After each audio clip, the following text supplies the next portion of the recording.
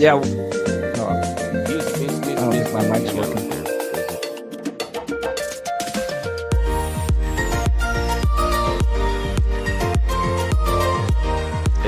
Right.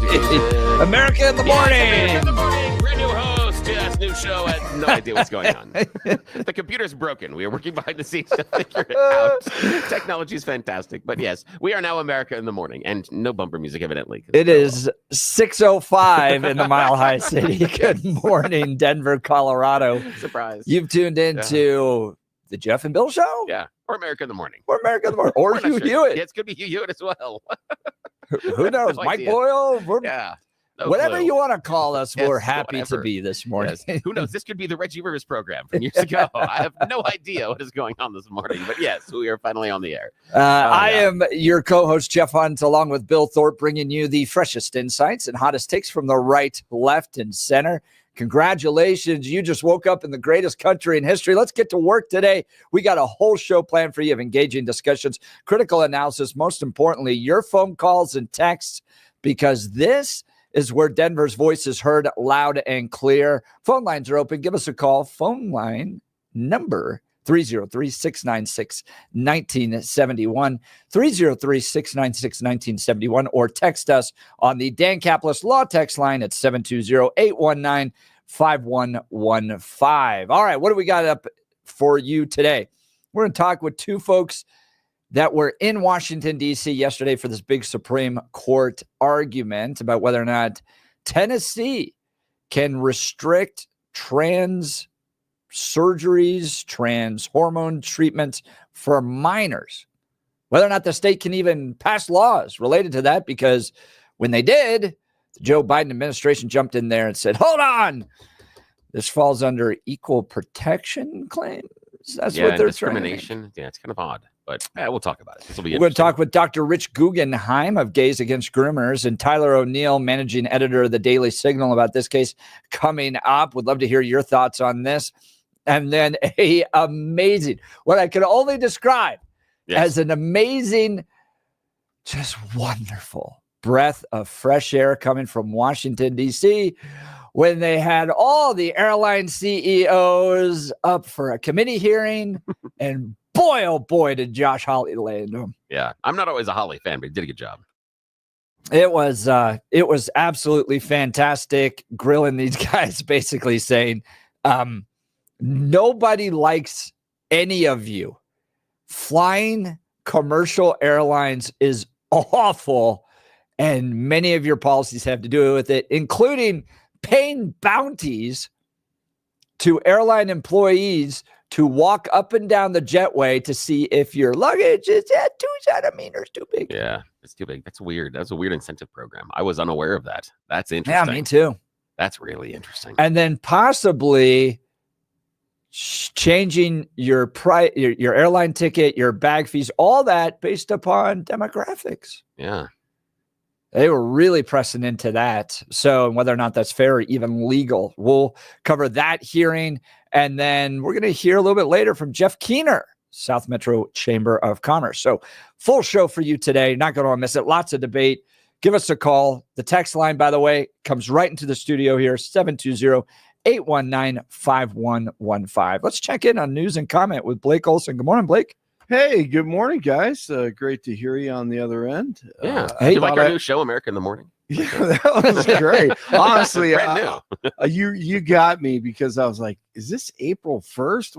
What day is it? And I'm like, did I wake up on the wrong day? So the best part is Jeff and I are here in the studio, and so you have the ads that go into the show, and then we're waiting for the open, and it doesn't hit, and we're not looking at the screen, and then we look at each other like, hey, hang on a sec. Wait, look at the clock, and then we start looking at the screen like, hold on. It's now 6:02. Normally I'm going at 6 a.m. in the Mile High. It's so weird when you don't have, you're on that routine, and you hear the theme song, and you do everything the same every day, and then just one little bump in the road, man. It feels strange. So I'm going to leave now. See you later. Okay, goodbye.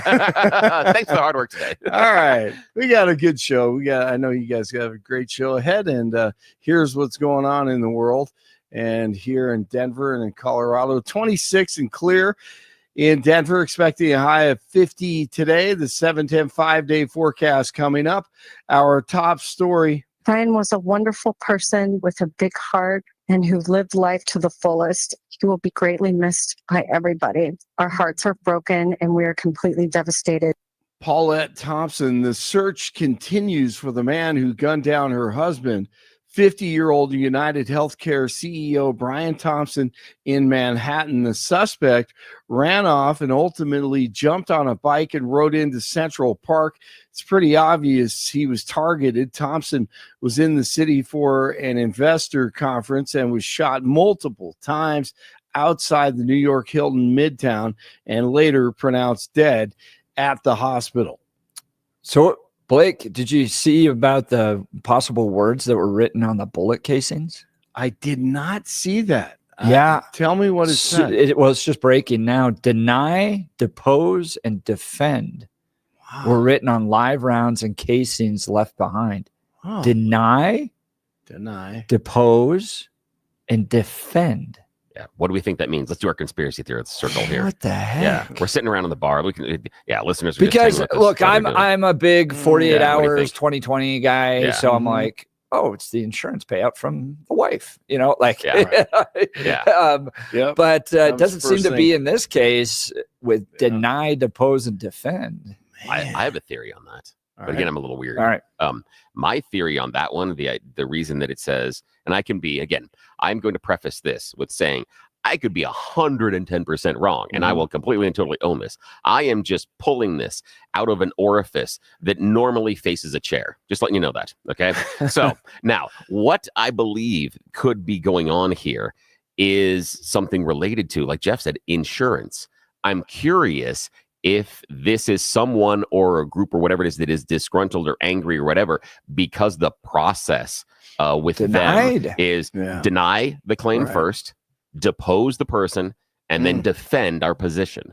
I'm wondering, and it could be just me remembering those fond days, the Rainmaker and Matt Damon and stuff like that, where you went through the insurance case, and they had the big book, the one appendix that wasn't included in the court case, but was given out and distributed to the employees, said you deny everything for the first 3 times, just deny. And so when that deny popped up, that's what connected. And again, I could be completely and totally wrong, but when I heard deny, depose, defend, my first inclination was going back to the Rainmaker, going back to that movie and that court case where the insurance company was just bent on denying everything first. And it looks like we're going to go to traffic.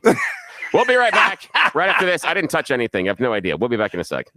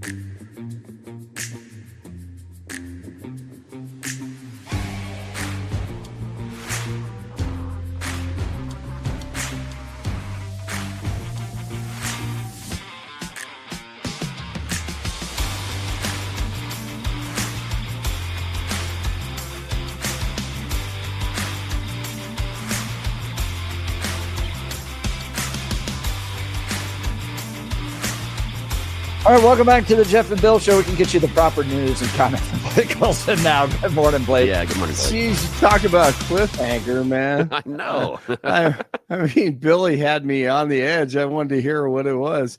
Can you sum it up in 15 seconds? Yeah, basically, I think that it is.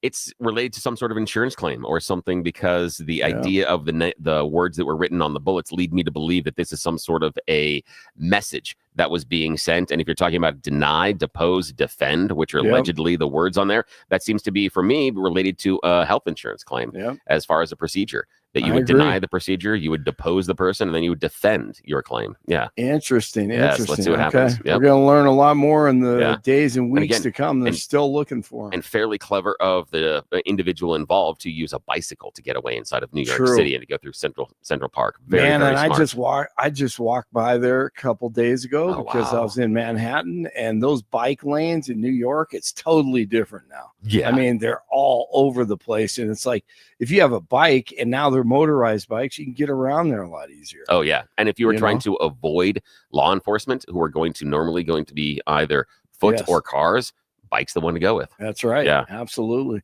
All right. Hide out with the rats.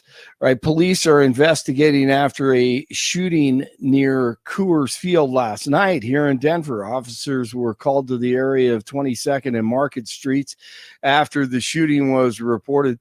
The male victim was taken to the hospital and is expected to recover. Police were working overnight to identify a suspect in the shooting. Is Pete Hegseth being Kavanaghed? Of course he is. On Megyn Kelly. I had a member not 45 minutes ago look me in the eye in private, just he and I, and say, that's what they're trying to do to you. All anonymous, all innuendo, all rumor, nothing sourced, no verification, and they're just going to keep doing it because you're a threat to them. And I know that, he knows that. And when you stand firm on that, it's not difficult to just continue to fight. So yeah, we saw what happened, but guess what happened? Kavanaugh stood up and he fought and he won. And hopefully Republicans have learned that lesson. And Trump stood by him. And Trump stood by him. What you're seeing right now with me is the art of the smear. It is the classic art of the smear. Take whatever tiny kernels of truth, and there are tiny, tiny ones in there, and blow them up into a masquerade of a narrative about somebody that I am definitely not. Fight on, or the commies will continue to do this. Hegseth believes he'll become the next defense secretary. The Supreme Court appears inclined to uphold a Tennessee law banning transgender care for minors. The High Court heard arguments on Tennessee's ban on the treatment for minors in the state. Legal experts say the conservative majority appears ready to let the law remain in place and leave future debates up to state legislators.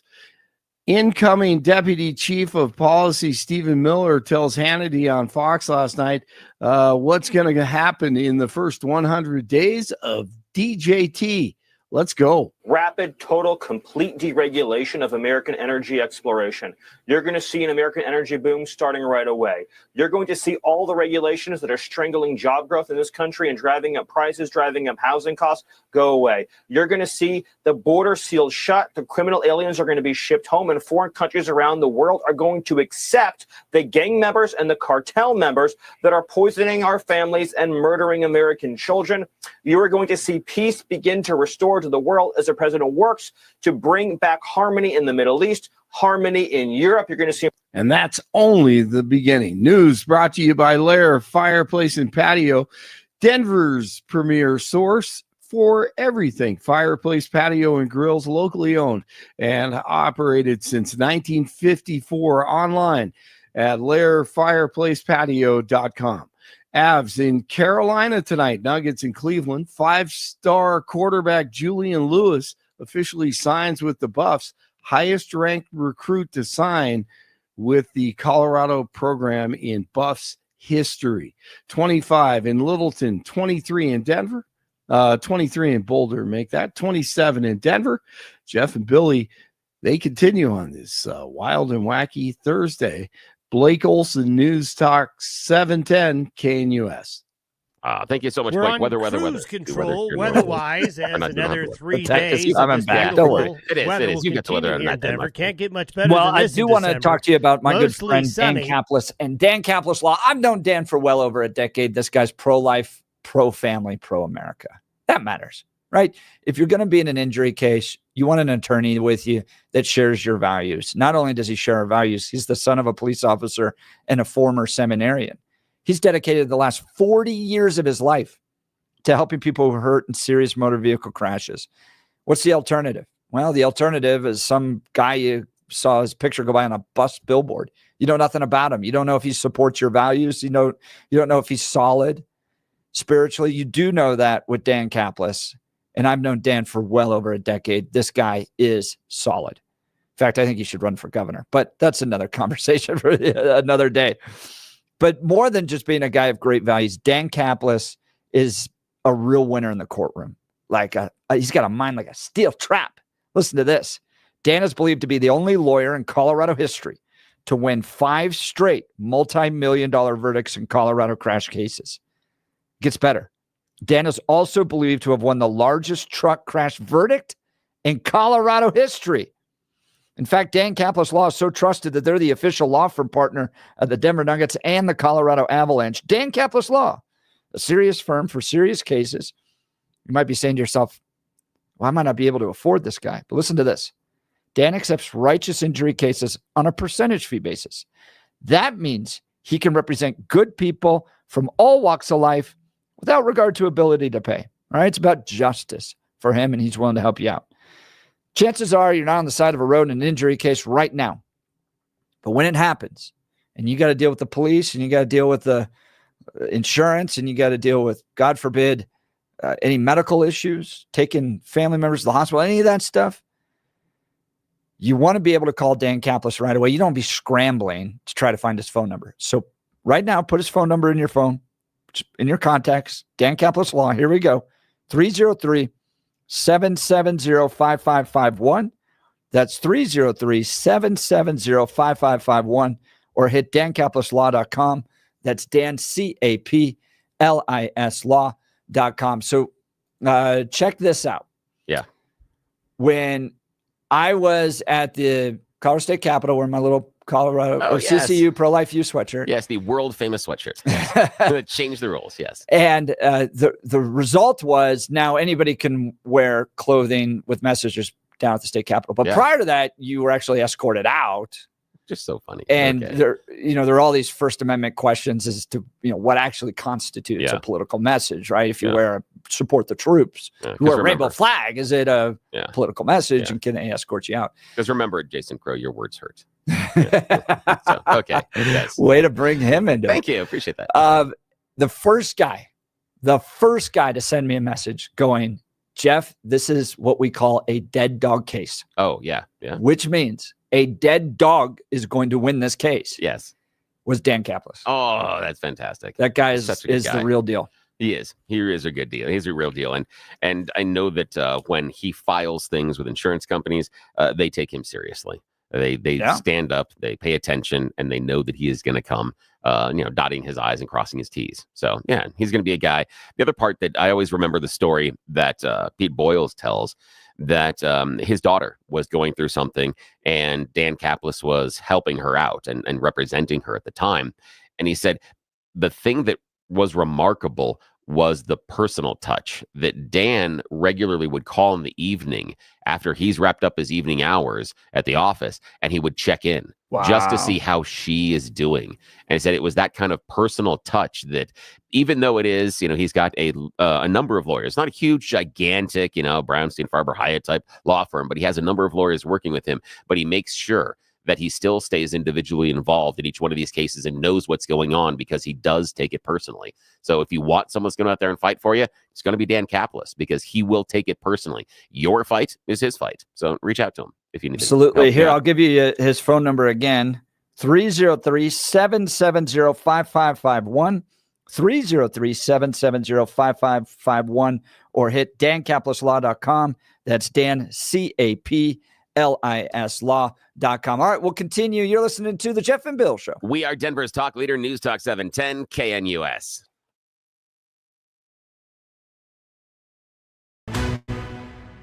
At this hour, I'm Christina Wyo in Dallas, and here are your top stories.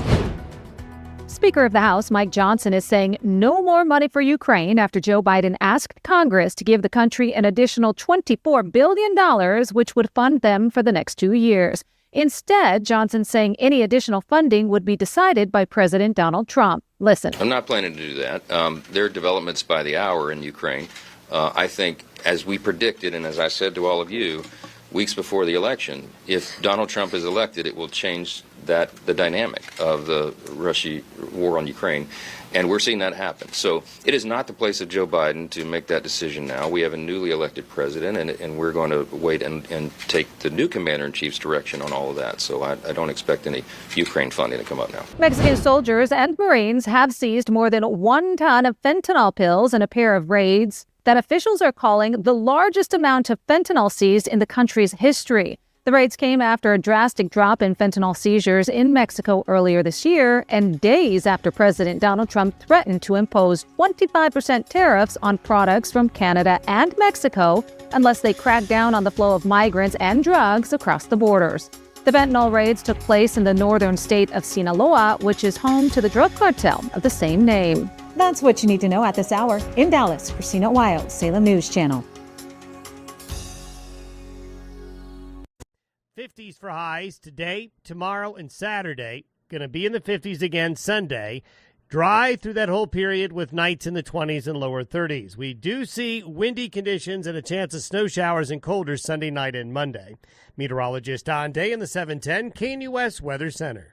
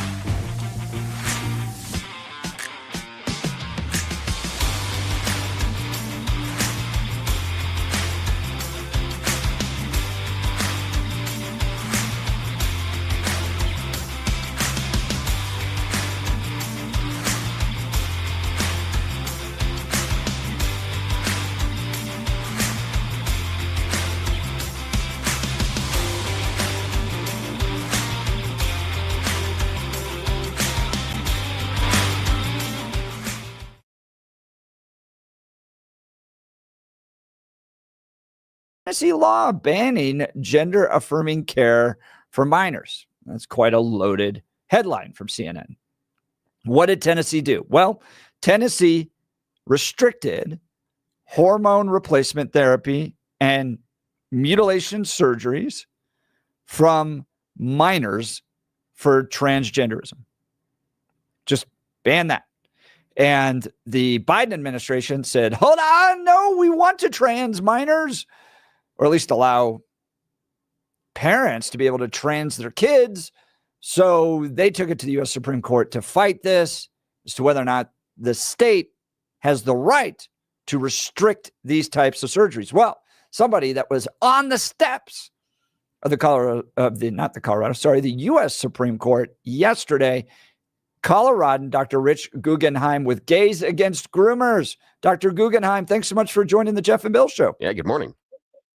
Yeah, good morning, guys. Great to be with you again. So give us a little insight into how it was yesterday. You were out there. You were on the steps of the U.S. Supreme Court. People were speaking. There were protests, counter-protests. Give us a little insight of your perspective. Oh, it was definitely a circus.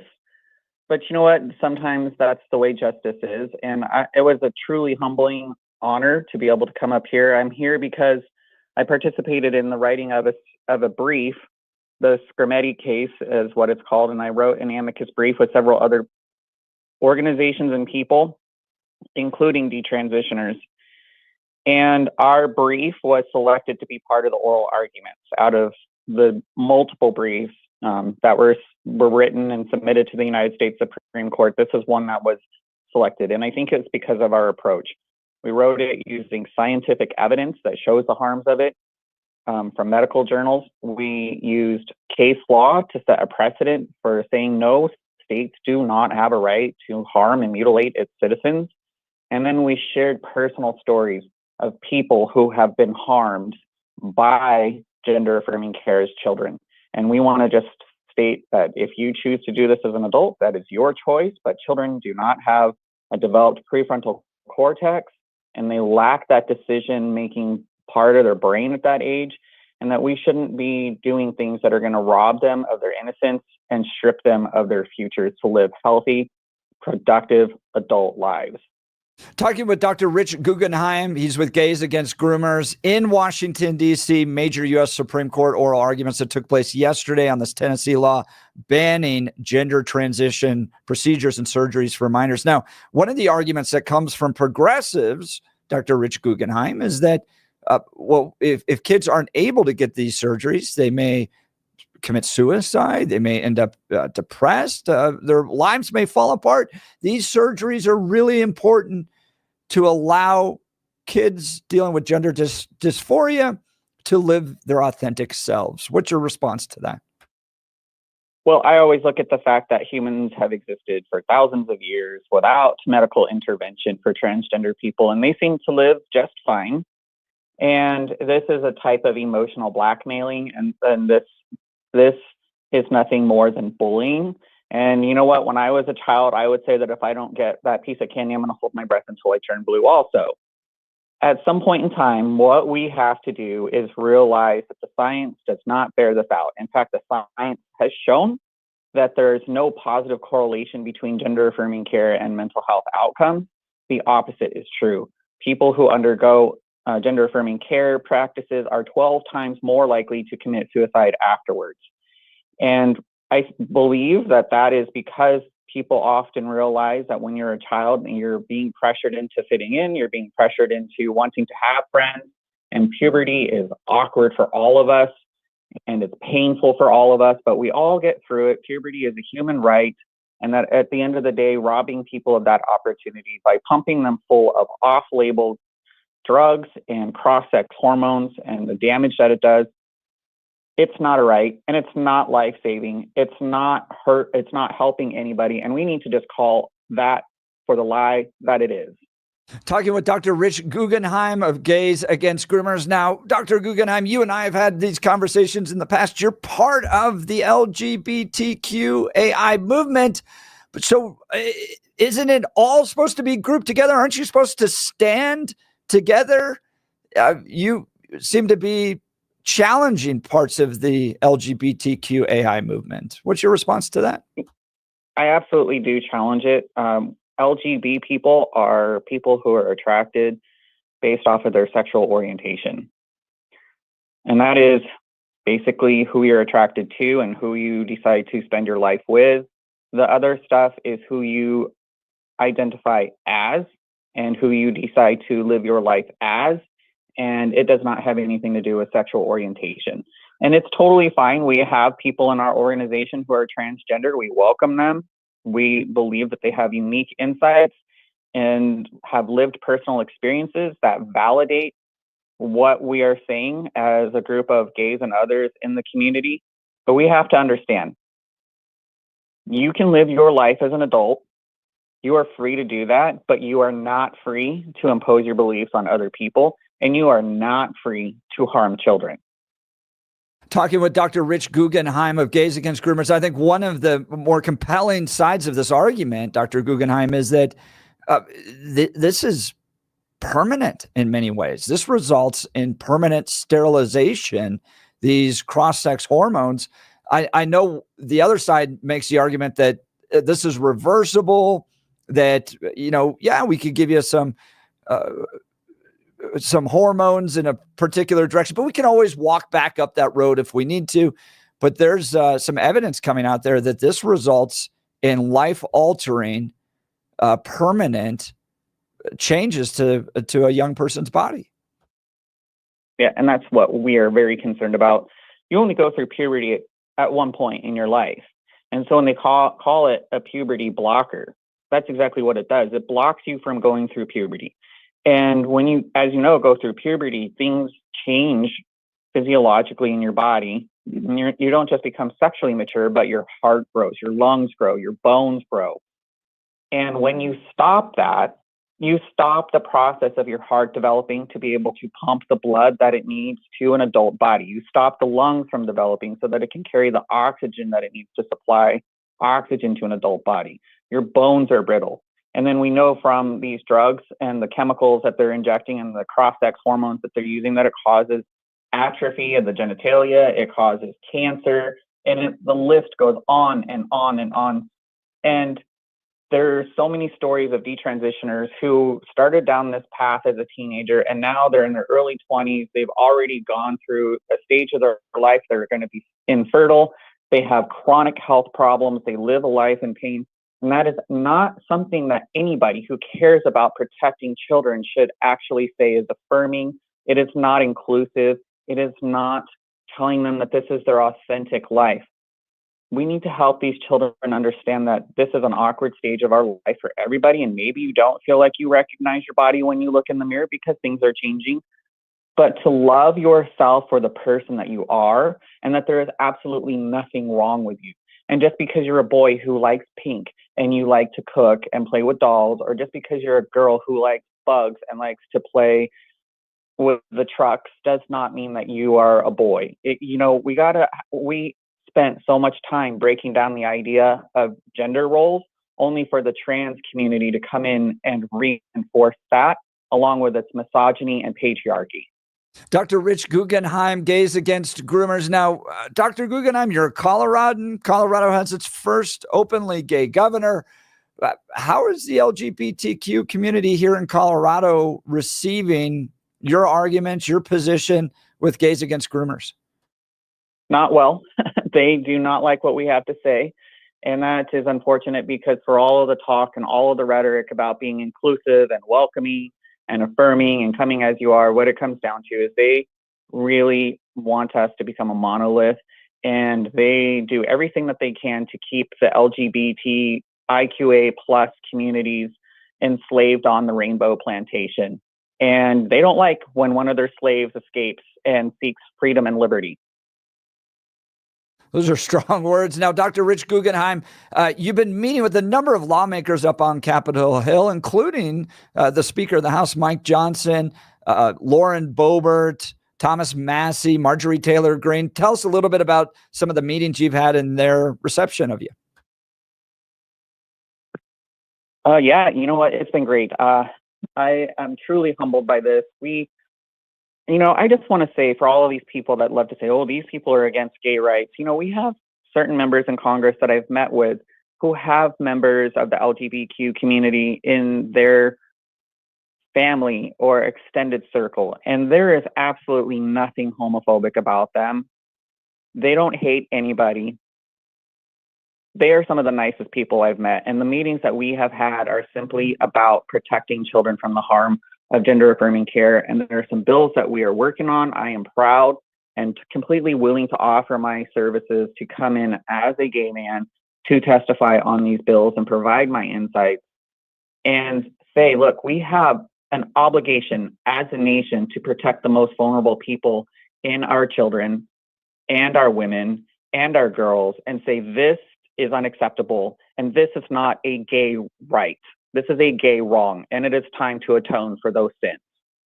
Dr. Rich Guggenheim of Gays Against Groomers joining Jeff and Bill live. We're talking about the Supreme Court hearing the arguments on the Tennessee case that would ban gender affirming care in that state. Earlier, you talked about the suicide and ideation inside the group that is experiencing the gender affirming care. How does that compare with the suicide rate and ideation inside of the just transgender community as a whole? Is it different? Is it larger? Is it about the same? If you look at just the whole numbers, there's a study that was done in California in their prison system with the affirming of adults, and the numbers do bear out to be about the same. And I think that there is a real issue here that we need to be addressing and this co-mortality issue, and we need to drill down. And I think at the core of it, we need to offer therapy first. That's the compassionate thing to do. When someone comes to you with these types of things, you say, let's explore this, let's talk about this. But unfortunately, what we're doing with so many of these people is after a 20-minute virtual meeting with some medical professional, and I use that term loosely, they're being pushed down this path of gender ideology and transing children and even adults. But if you're an adult, that's your choice. I do believe, though, that we really need to get down to the root issue of so many problems we see right now in our society and our culture, and that is addressing it from a mental health perspective. But the other thing that I think we're really needing to address is I believe it's a social contagion that's being pushed on children who are impressionable because they are seeing these things online on social media like TikTok and Instagram and Facebook, and it's being pushed on them through popular media, the programming that they're seeing online, in the schools. Our schools have sadly become institutions of indoctrination rather than education. And we're seeing it on television with kids' shows. They're subtle. They may be blatant in some cases. But even the Muppets cartoon show introduced a transgender character. And I do not believe that a 3, 4, or 5-year-old needs to be introduced to those types of things. Now, Dr. Rich Guggenheim, a second ago, you talked about the idea of a social contagion. Now, you're aware, I'm sure, that originally, decades ago, homosexuality was defined as a social contagion, along with a mental illness. If you believe that exposure to these type of influences changes how someone feels about themselves and even could change their gender identity or even their sexual orientation, why do we have any transgender or gay kids at all? Because since they walk out of the womb, they are exposed to a constant stream of heterosexual norms. If social contagion, if social exposure is so strong and powerful, the overwhelming exposure they have are hetero norms, why do they exist? Well, you know what? That is a great question. And I think that we don't understand what causes homosexuality. And I could even say, if you believe in the Kinsey theory. Years ago, though, it was a social contagion, just like you defined. And now you're unsure? I do believe that the trans ideology is a social contagion. And here's why. I'm going to get to that. The Kinsey theory estimated that 10% of the population was gay. And that number has held steady throughout time. What we have seen now is in places like the Poudre School District, where they flaunt and tout the fact that they are proud that 50% of their student body, children, identify as part of LGBTIQA+. We've added a lot of things onto that acronym to turn it into an alphabet-y spaghetti. Why all of a sudden do more than half of the students identify as something that we were told would never be more than 10% of the population. Well, we have the same. You have the same. I believe it arguments. is because there is that social contagion element, and you are, as a child, trying to do everything that you can to fit in and feel like you're normal. And let's be honest, from a gay man's perspective, you're not seeing children identifying as gay, lesbian, or bisexual. You're seeing them identify as trans, queer, and other things. Dr. Guggenheim, that's because Dr. it's no longer cool. I know, but Dr. Guggenheim, you just said the norm. The norm in our society, if the kids are trying to be normal, the norm is hetero. That refutes your entire premise when you go to the idea that they're trying to be normal. They're not being taught to be heterosexual. They're being taught the entire society. With some of the curriculum Sir, the entire society teaches them to be hetero. Every advertisement they see, the vast majority of media they're exposed to, the vast majority of movies they're exposed to, the vast majority of books, radio, all of that shows hetero norms. If it was really that influential to see the trans stuff, you wouldn't have trans kids.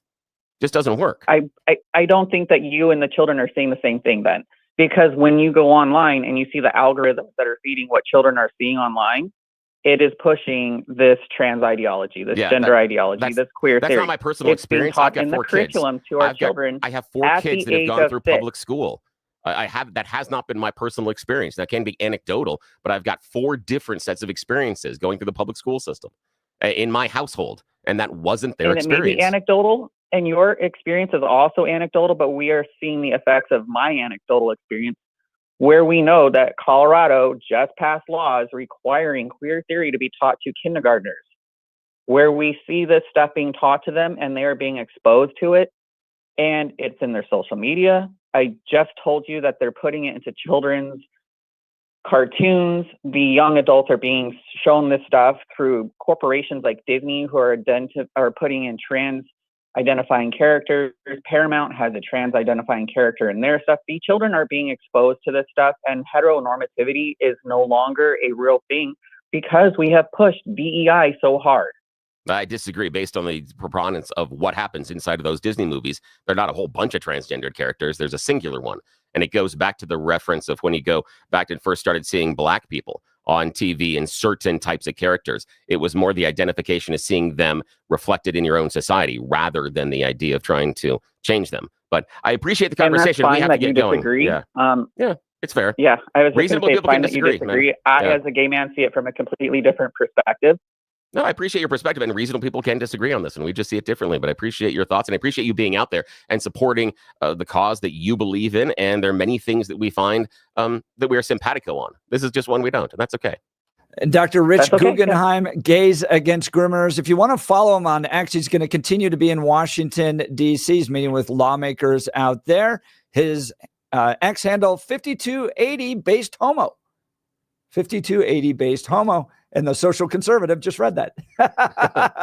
Welcome to the Jeff and Bill Show. Thank you so much, Doctor. Where we have the conversation. Yes. Dr. Rich Guggenheim, really appreciate your time this morning. Yes. Thank you for your good work out there. Yeah, thank you, sir. Appreciate the time. Thank you both. Have a great day. That was fun. He's a good guy. But, you know, it is that time we get to squeeze it in just a little bit. It's time for us to take our careers into our tiny little hands. It is You Choose the News, abbreviated edition. You know how this works. Dumb stories, blah, blah, blah. Don't tell everybody what's in charge.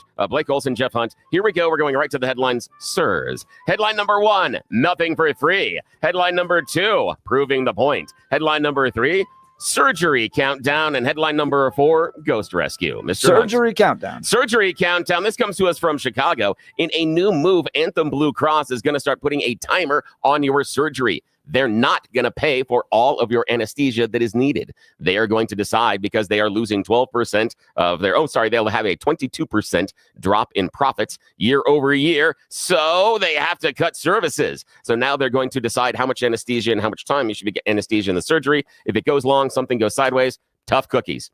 Wow. It's just going to hurt. That sounds great. Ouch. Anesthesia. I know. You don't get all of it. Yeah, that's fantastic. They're going to decide how long and how much anesthesia you can get, and that's the rule, not the medical professional that is in the room with you. That's fantastic. That's right. I'm sure nothing's going to go wrong bean there. counters. You gotta love them. It's like the Frontier Airlines now of anesthesia. Hey, Blake Olson. For $20, you can get 10 more minutes. Yep. Blake Olson, nothing for free, proving the point, or ghost rescue? Nothing for free. Yet nothing comes for free. We're going to Nedrow, New York, a school district there. Their taxpayers have recently voted no on free school buses. The problem is they were EV school buses. Yes, they were going to be offered 2 free EV school buses, and that was voted down. Instead, they decided they're going to go and pay for it themselves with their own taxpayer money to buy 2 gas burner buses.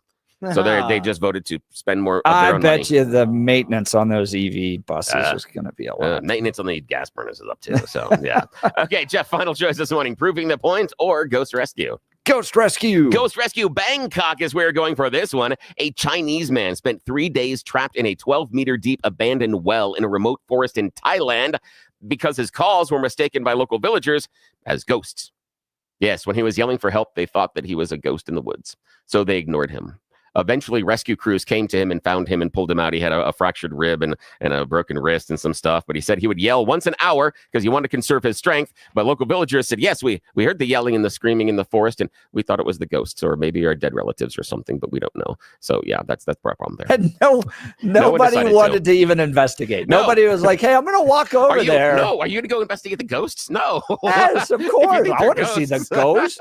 In America, we'd have like our cameras out and all that stuff. We'd be walking through. Yeah, I know. So that's it. That's the end of You Choose the News. We're going to kill a little about 10 seconds here until I get to play the music. But that's it. So, yeah, they thought that he was just a ghost. So, yeah. All right. I think we're way past it. It's not triggering. All right. You're listening to the Jeff and Bill Show. This is News Talk 710 KNUS.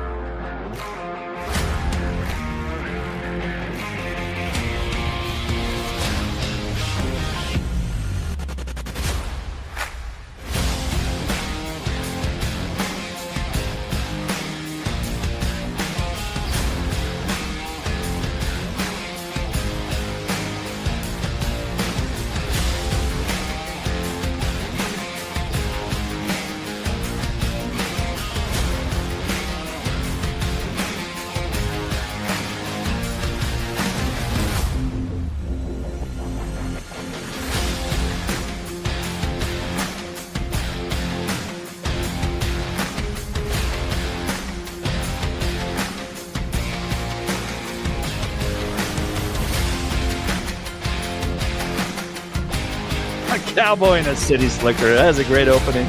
Well, good morning. It's 7 a.m. in the Mile High City on this Thursday, December 5th. You've tuned into the Jeff and Bill Show, News Talk 710 KNUS. I'm your co-host, Jeff Hunt, along with Bill Thorpe, bringing you the freshest insights, hottest takes from the right, left, and center.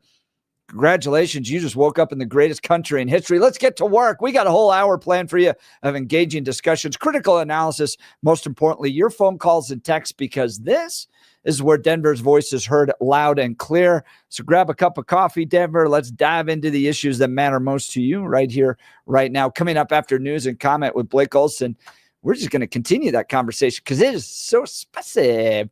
Managing editor of the Daily Signal, used to be with the Heritage Foundation, Tyler O'Neill, is going to join us all about this trans Supreme Court argument.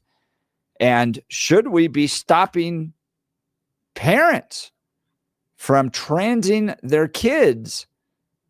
Is that the role of the state? Do they have the right to do that? Biden administration saying no, arguing on equal protection grounds that they cannot. And somehow that argument even got into the Loving case on interracial marriages. How it got there, I don't know, but I'm going to ask Tyler O'Neill about it. But when it comes to permanently sterilizing children, yeah, I think the state has every right to step into that. But we'll get your thoughts on all this. Phone lines are open. Give us a call, 303-696-1971, 303-696-1971, or text us on the Dan Caplis Law text line at 720-819-5115. By the way, those text messages come right into the studio so we can see them here. But let's check in on news and comment with Blake Olson. Good morning, Blake. Hey, good morning, guys. 27 and clear in Denver, expecting a high of 50 today. The 7-10 5-day forecast coming up. Our top story. Brian was a wonderful person with a big heart and who lived life to the fullest. He will be greatly missed by everybody. Our hearts are broken and we are completely devastated. That's Paulette Thompson. Her husband was murdered in Manhattan yesterday. The search continues for the man who gunned down the 50-year-old United Healthcare CEO, Brian Thompson, in New York. The suspect ran off and ultimately jumped on a bike and rode into Central Park, and it's pretty obvious he was targeted. Thompson was in the city for an investor conference. It's wild. The video's wild. So it seems like it's really early in the morning. Mm-hmm. It's still dark outside. Yep. He's walking down the street, and this guy who had just been hanging around, pulls out a gun with a silencer on it and pops him 3 times. The gun jams, fixes it, shoots him, and kills him. And, you know, here's part of my frustration with all this is if this was just Johnny Be Good on the street getting shot, it wouldn't be the news. The progressives only care when it reaches the rich and wealthy. Yeah, I mean, they don't. This happens 32 times in Southside Chicago every single weekend. Day. Every day. You're right. And then it's like with the wolves too. You know, wolves can attack the ranchers out there and their cattle and all that stuff. But once it gets close to Vail or Beaver Creek, well, now we've got a problem to deal with. True. And to be fair, though, it was in Manhattan. He is a CEO. I understand the newsworthiness of it, and the video is horrific to me. Oh, I mean, there's a silencer on it, and he doesn't look like he's very experienced, whoever did this, because, if he was experienced, maybe not. I don't know. He didn't look like he knew what he was doing as far as using the pistol. He probably could have gone up and shot him straight in the head, gone up closer to him. But he was hesitant because the gun jammed a little bit, didn't it? Yeah, it looks like it did. And now you've got these casings on the ground with the words deny, depose, and defend written on them. Wow. Which is just wild. But average people, they get harmed, they get robbed, they get shot. And it's only like progressive lawmakers will only finally take stuff seriously when it's the rich and wealthy that start to get targeted. Absolutely. Great point. And then another shooting in Denver, Jeff. Police are investigating after a shooting near Coors Field last night. Officers were called to the area of 22nd and Market Streets after the shooting was reported. The male victim was taken to the hospital and is expected to recover. Police were working overnight to identify a suspect in that shooting. Congressman Billy Long is 47's pick for commissioner of the IRS. The former auctioneer from Missouri will be leading the IRS. He and Jeff Duncan, the only ones in D.C. who can do this and keep up with the sickening U.S. debt. We are one of the few people that can actually keep up with the national debt. I'm $1 trillion, $2 trillion now, $3 trillion, $3 trillion now, $4 trillion, $5 trillion, $6 trillion, $7 trillion, $8 trillion, $9 10 11 trillion down here, 12 trillion, 13. You're out of here, 13 trillion, 14 trillion now, 15. I have sold it 14 trillion. Thankfully, Mr. Speaker, we also can say those numbers backwards. So when we get the spending under control here, I'll be back. Amen to that. Is awesome. To that. Isn't that great? Yes, that's great audio. And hopefully he's not going to hire, what was it, 70,000 new IRS? Remember that? Because it's the 70? middle class that we need to go go after the middle class. Hopefully we don't have to hire all those IRS agents, all those commies running around trying to rip off the middle class. Hey, is Pete Hegseth being Kavanaghed? Yes, no doubt.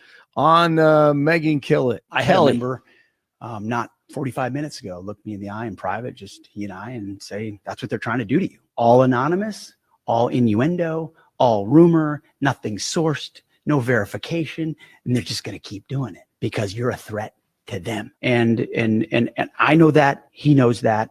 And when you stand firm on that, it's not difficult to just continue to fight. So yeah, we saw what happened, but guess what happened? Kavanaugh stood up and he fought and he won. And hopefully Republicans have learned that lesson. And Trump stood by him. And Trump stood by him. What you're seeing right now with me is the art of the smear. It is the classic art of the smear. Take whatever tiny kernels of truth, and there are tiny ones in there, and blow them up into a masquerade of a narrative about somebody that I am definitely not. Hegseth is meeting with DJT soon. Dr. Rich Guggenheim on with the fellas last hour. Gays Against Groomers. It appears the Supreme Court is going to uphold the Tennessee law preventing minors from mutilating their bodies. His group wrote one of the briefs. And then we shared personal stories of people who have been harmed by Gender Affirming Care's children. And we want to just state that if you choose to do this as an adult, that is your choice, but children do not have a developed prefrontal cortex, and they lack that decision-making part of their brain at that age, and that we shouldn't be doing things that are going to rob them of their innocence and strip them of their futures to live healthy, productive adult lives. Love this common sense stuff. Incoming Deputy Chief of Policy Stephen Miller tells Hannity on Fox last night what's going to happen in the first 100 days of DJT. Rapid, total, complete deregulation of American energy exploration. You're going to see an American energy boom starting right away. You're going to see all the regulations that are strangling job growth in this country and driving up prices, driving up housing costs go away. You're going to see the border sealed shut. The criminal aliens are going to be shipped home, and foreign countries around the world are going to accept the gang members and the cartel members that are poisoning our families and murdering American children. Then I hear vaccine researcher Peter Hotez on Messy NBC who says multiple viruses will be unleashed on America the day after Trump takes office. I believe anything when it comes to the commies. Another major coronavirus likely brewing in Asia. We've had SARS in 2002, SARS-2, COVID-19 in 2019. And we know these viruses are jumping from bats to people thousands of times a year. But there's still more. We know that we have a big problem with mosquito-transmitted viruses all along the Gulf Coast, where I am here in Texas. So we're expecting dengue and possibly Zika virus coming back, or a Puche virus, maybe even yellow fever. And there's more. Then we have all this sharp rise in vaccine preventable diseases going up because of, in part, the anti-vaccine activism that's so prominent right now. We have a 5-fold rise in pertussis cases, whooping cough over the last year, 15 measles outbreaks this year. We've got polio that's been in the wastewater in New York State. All that's going to come crashing down on January 21st on the Trump administration. We need a really, really good team to be able to handle this. Yeah, you can only celebrate for about 2 weeks, and then you hear that stuff. Avs in Carolina tonight, Nuggets in Cleveland. 5-star quarterback Julian Lewis officially signs with the Buffaloes, highest-ranked recruit ever in the history of Colorado football. University of Colorado football, that is. 25 in Littleton, 23 in Boulder, 27 in Denver. Jeff and Billy continue on Thursday. Blake Olson, News Talk 710 KNUS. We're on cruise control weather-wise as another 3 days of this beautiful weather will continue here in Denver. Can't get much better than this in December. Mostly sunny. 50s for highs today, tomorrow, and Saturday. Going to be in the 50s again Sunday.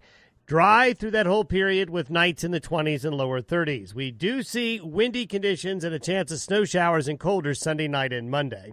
Meteorologist Don Day in the 710 KNUS Weather Center.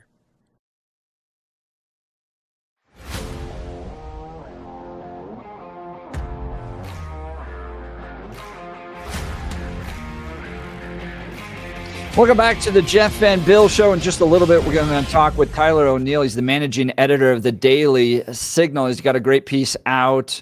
Supreme Court case exposes the medical scandal of epic proportions, and that's the transing of minors. He follows up in his analysis of the case yesterday with 6 false claims backing gender-affirming care in the key Supreme Court case.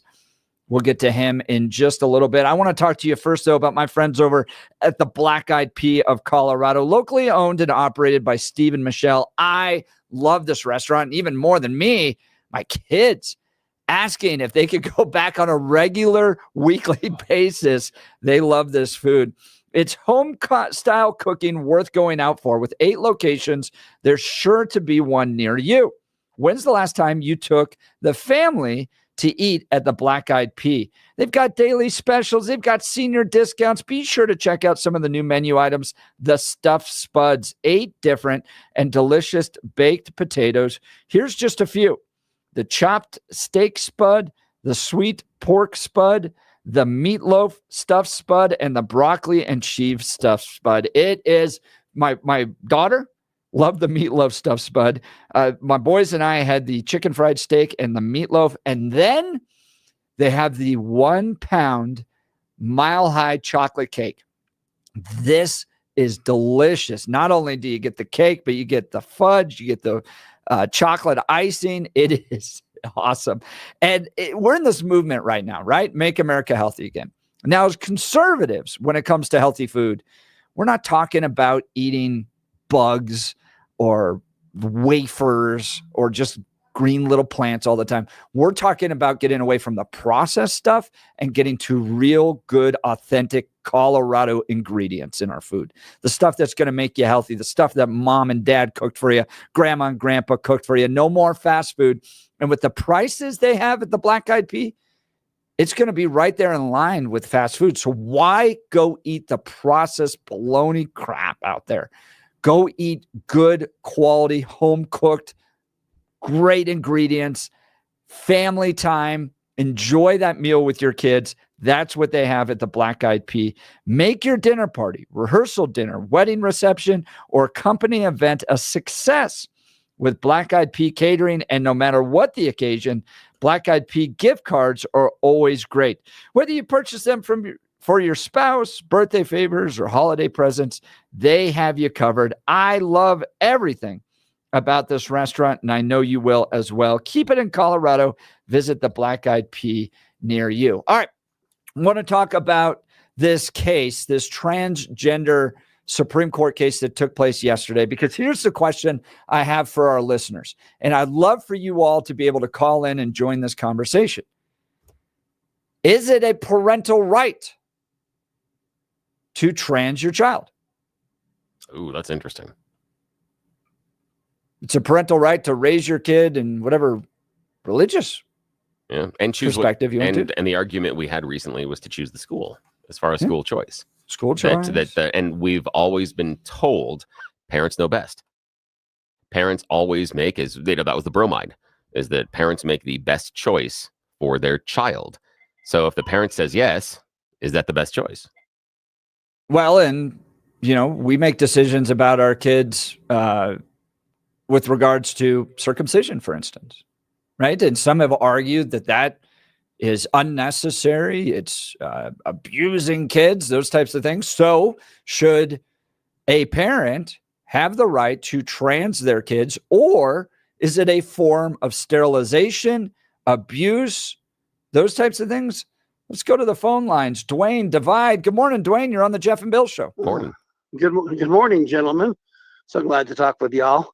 So, yes, I find myself in a query of situations, Jeff. I just saw the cardiologist the other day, and there was a crash cart screaming, get an ambulance, everything else. It wasn't me, but I felt bad for the person that was in all that position. And I almost didn't make my flight to New York to sit there and go ride a bike in Central Park. Now, as far as this trans situation, I know Billy has a different view of it all, but if you're 18, do it. If you want to mutilate yourself, tattoos, piercings, everything else, go right ahead. But doing it to children, I think, is going to be a part of history that the United States will be looking back on, where we look at things and go, how could you be so barbaric to children? Dwayne, tell me how this is different than getting a child circumcised when they're just born. Well, that's a religious ceremony and has been accepted into our culture. I wish when they'd done mine, they could have left another story entirely, but it is what it is. But I mean, he still retains the same original parts. We're not alternating anything and all the rest. Now, Dwayne, I got a real quick question for you.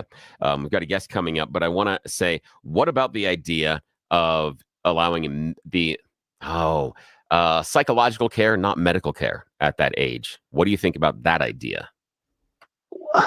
Listen, when he was 6, little man wanted to sit there and be a fireman. Then he wanted to be an astronaut. Now he wants to be a rock and roll hippie DJ.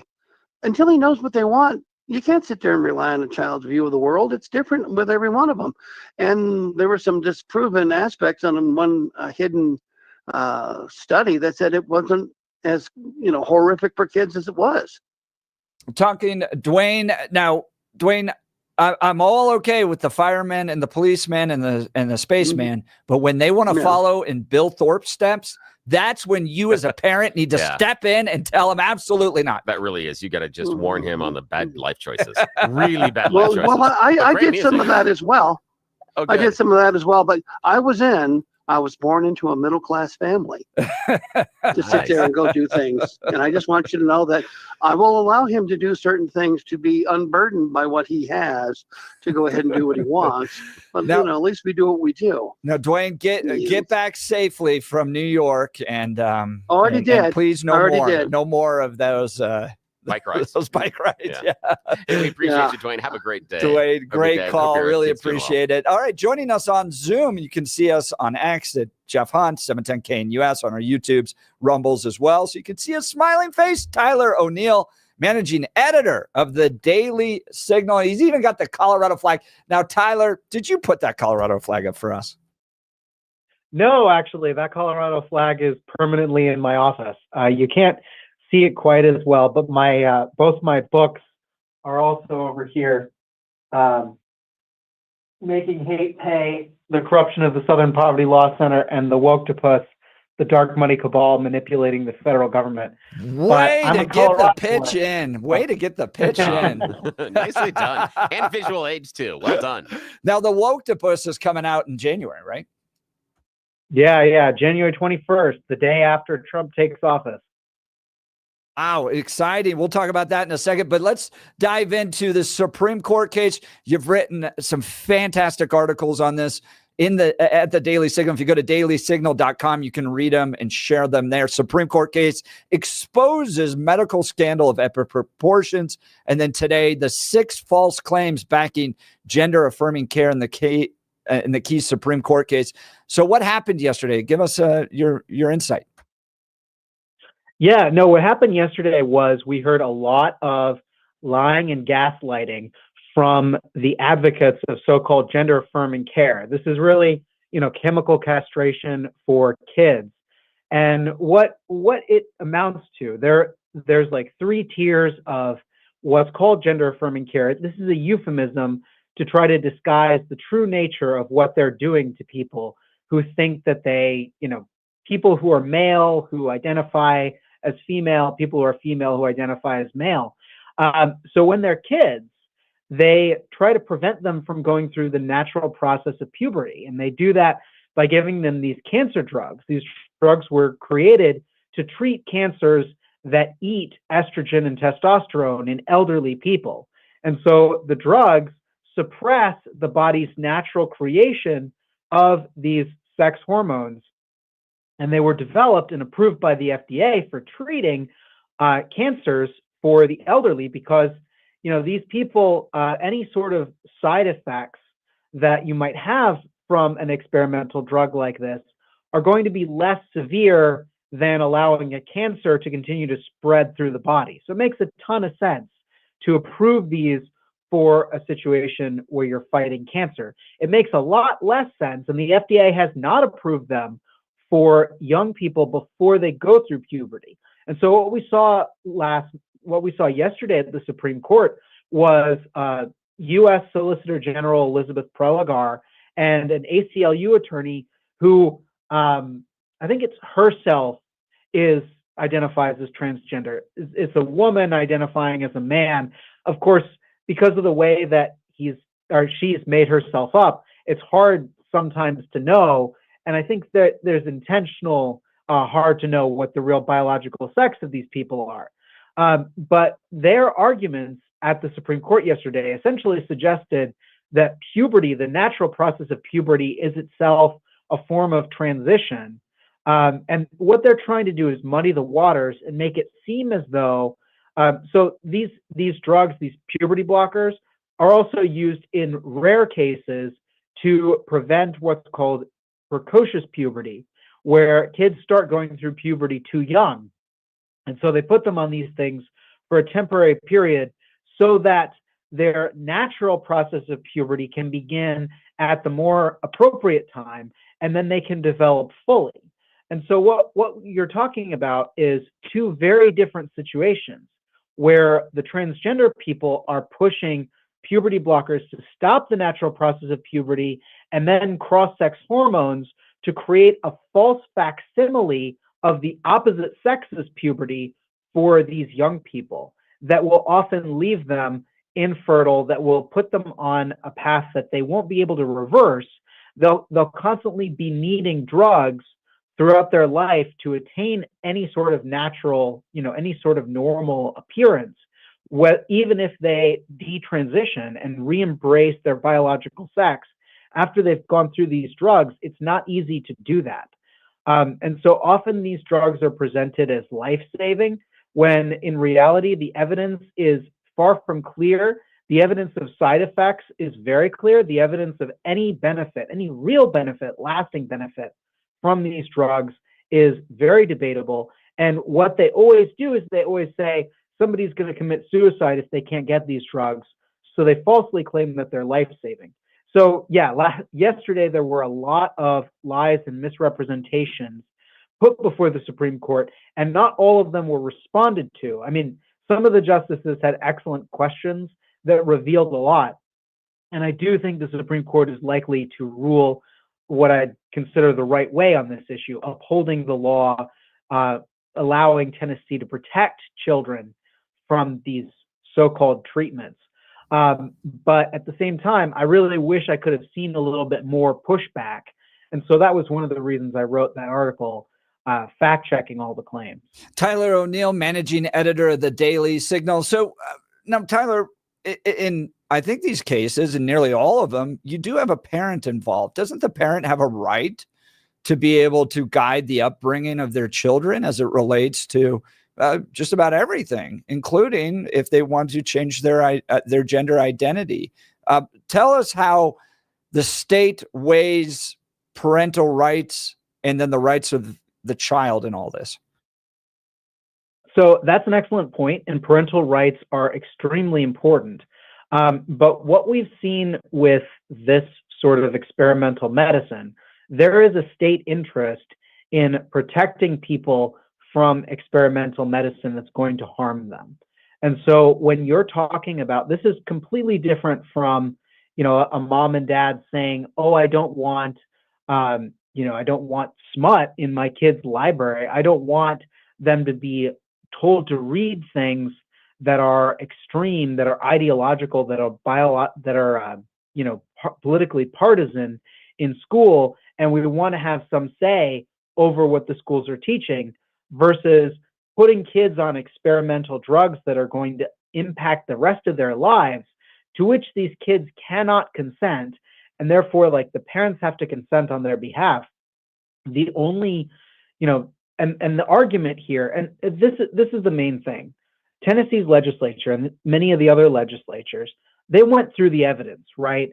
They've seen that there are these concrete harms associated with these so-called treatments, and there is a lack of proof that these so-called treatments actually help people long-term.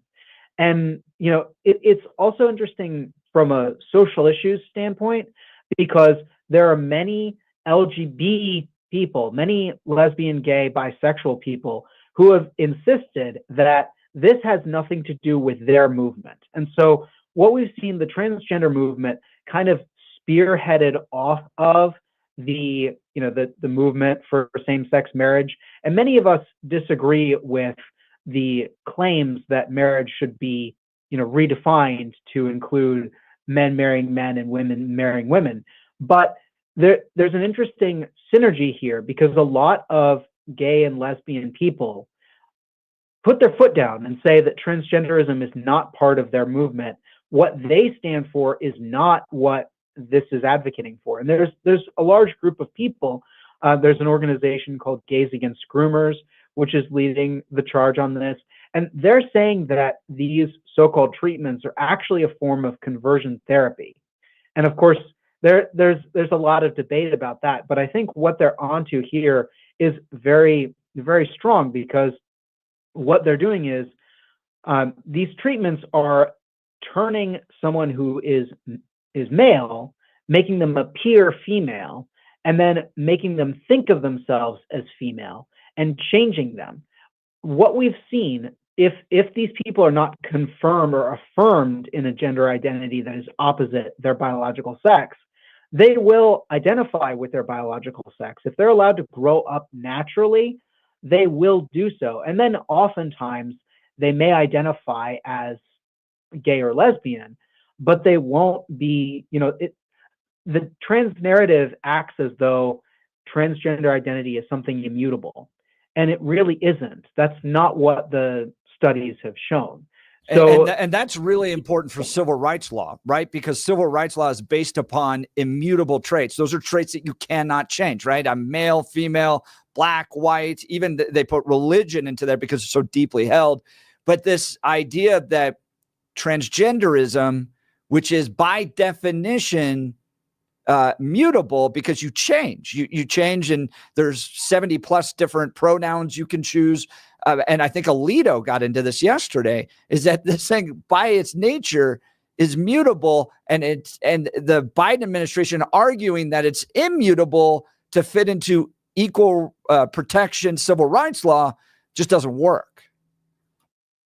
Yeah, it doesn't work. And there was an excellent interchange where one of the justices, I think it was Alito, asked specifically that question, and then got the ACLU lawyer to essentially admit that the gender identities do change, that they are fluid to some degree, and what they're pushing for, would open a new can of worms that, it's not the clear case that the ACLU and the Biden administration pointed out as, claim that it is. Talking with Tyler O'Neill, managing editor of the Daily Signal. I know Bill's got some questions for you. I just want to get to a few more real quick here.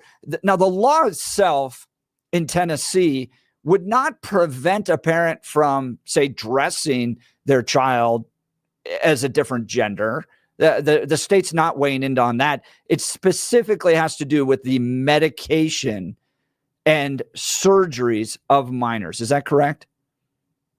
Correct. Yes. And then the Supreme Court argument really is whether or not states have the right to be able to do that. Right? It's going back to in many ways Bostock and Dobbs and Roe v. Wade. Who gets to make these decisions? Does the state get to weigh in and guide policy for their doctors? Is that correct? Yes. So the way that the ACLU and the Biden administration are attempting to demolish these laws is by saying that this is discrimination on the basis of sex, which is prevented through federal civil rights law. They know that this is a weak argument because at the same time, they advocate for the passage of the Equality Act, which, surprise, surprise, would amend federal civil rights law, which does not currently protect transgender status or, sexual orientation in federal civil rights law. And yet at the same time, they're trying to have it both ways because the Biden administration has tried to redefine the ruling in Bostock v. Clayton County, the Supreme Court ruling from 2020, which I think was wrongly decided, but it was narrow in the way that the Supreme Court wrote that ruling. And the Supreme Court explicitly said that it did not apply to all federal civil rights law. It only applied to federal employment law. And so in this case, we have before the court the reasoning of Bostock, but applied to all of federal civil rights law. And the Biden administration is trying to smuggle in the Equality Act without it ever having passed both houses of Congress and being signed by the president. Tyler O'Neill, managing editor of the Daily Signal, joining Jeff and Bill live, wrote a wonderful piece about the Supreme Court case that was heard yesterday, Tennessee looking to ban gender affirming care for minors and whether or not the state is allowed to do that. Now, Tyler, one of the questions I have is we hear in the educational realm, especially when curricula come up and books come up, that the parents know best. In these cases where they have either prescription drugs or surgeries, the parents in large portions have to sign off on those. Why do parents know best in most other cases, but not here? Well, here we're dealing with experimental medicine that is harmful, that is pushing people in the wrong direction. And I think the main problem here is that there are so many different levels of corruption on this issue. And so, unfortunately, when the legislature is writing the law, they're the final voice of sanity that's saying no. But really what should have happened is the medical institutions should not have embraced this. And we know from the evidence that this is not set up the way that a lot of them claim. There's an organization called the World Professional Association for Transgender Health, WPATH. This organization is an activist group masquerading as a health organization. There are a lot of doctors who are members of it, but those doctors have admitted in private correspondence within the group that has since leaked that they harbor serious concerns about whether young people can consent to these so-called treatments that will last through their entire lives. And they've also admitted that these so-called treatments are associated with liver cancer in teenagers, which is a really shocking finding, along with reduced bone density, the potential for an incomplete growth of an individual and maturation, and of course the threats that they carry to fertility, potential fertility later on. And in many cases, especially whenever you get anywhere close to the surgeries, one of the big side effects that should be really shocking to everybody who, especially those who prize the sexual revolution above anything else, is that a lot of these people who are put on these treatments will never be able to fully experience sexual satisfaction. And I think that if all of that were told to them at the beginning, that all of these side effects are potential and likely going to happen to you, they would seriously reconsider. But also, I don't think that legally, until you are 18, you don't have the age of majority. And so you can't consent to things that are going to last for your entire life. And there's serious problems with putting a kid on drug. Like, we don't allow kids to drink alcohol. We prevent it until they're 21. And yet that's because of a very small impact that alcohol might have on their brains before they're developed. And yet at the same time, we have this experimental treatment that's being rushed. These kids are essentially being rushed into it based on a social contagion. And I think parents are the most important decision makers in the lives of their children. But if there's a social contagion that is spreading, that people are being put on these drugs that are going to impact them for the rest of their lives, you have people like Chloe Cole, who was a 16-year-old who went through a lot of this stuff and has since detransitioned and realized rather quickly that it was not good for her. Well, Tyler, Tyler, I need to interrupt you there just for a second. You talked about the social contagion.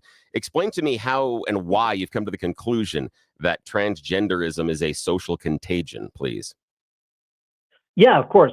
So the way it works, social media has enabled a plethora of spread, not just of ideas, which can be good, but also of things that can lead people down the wrong paths.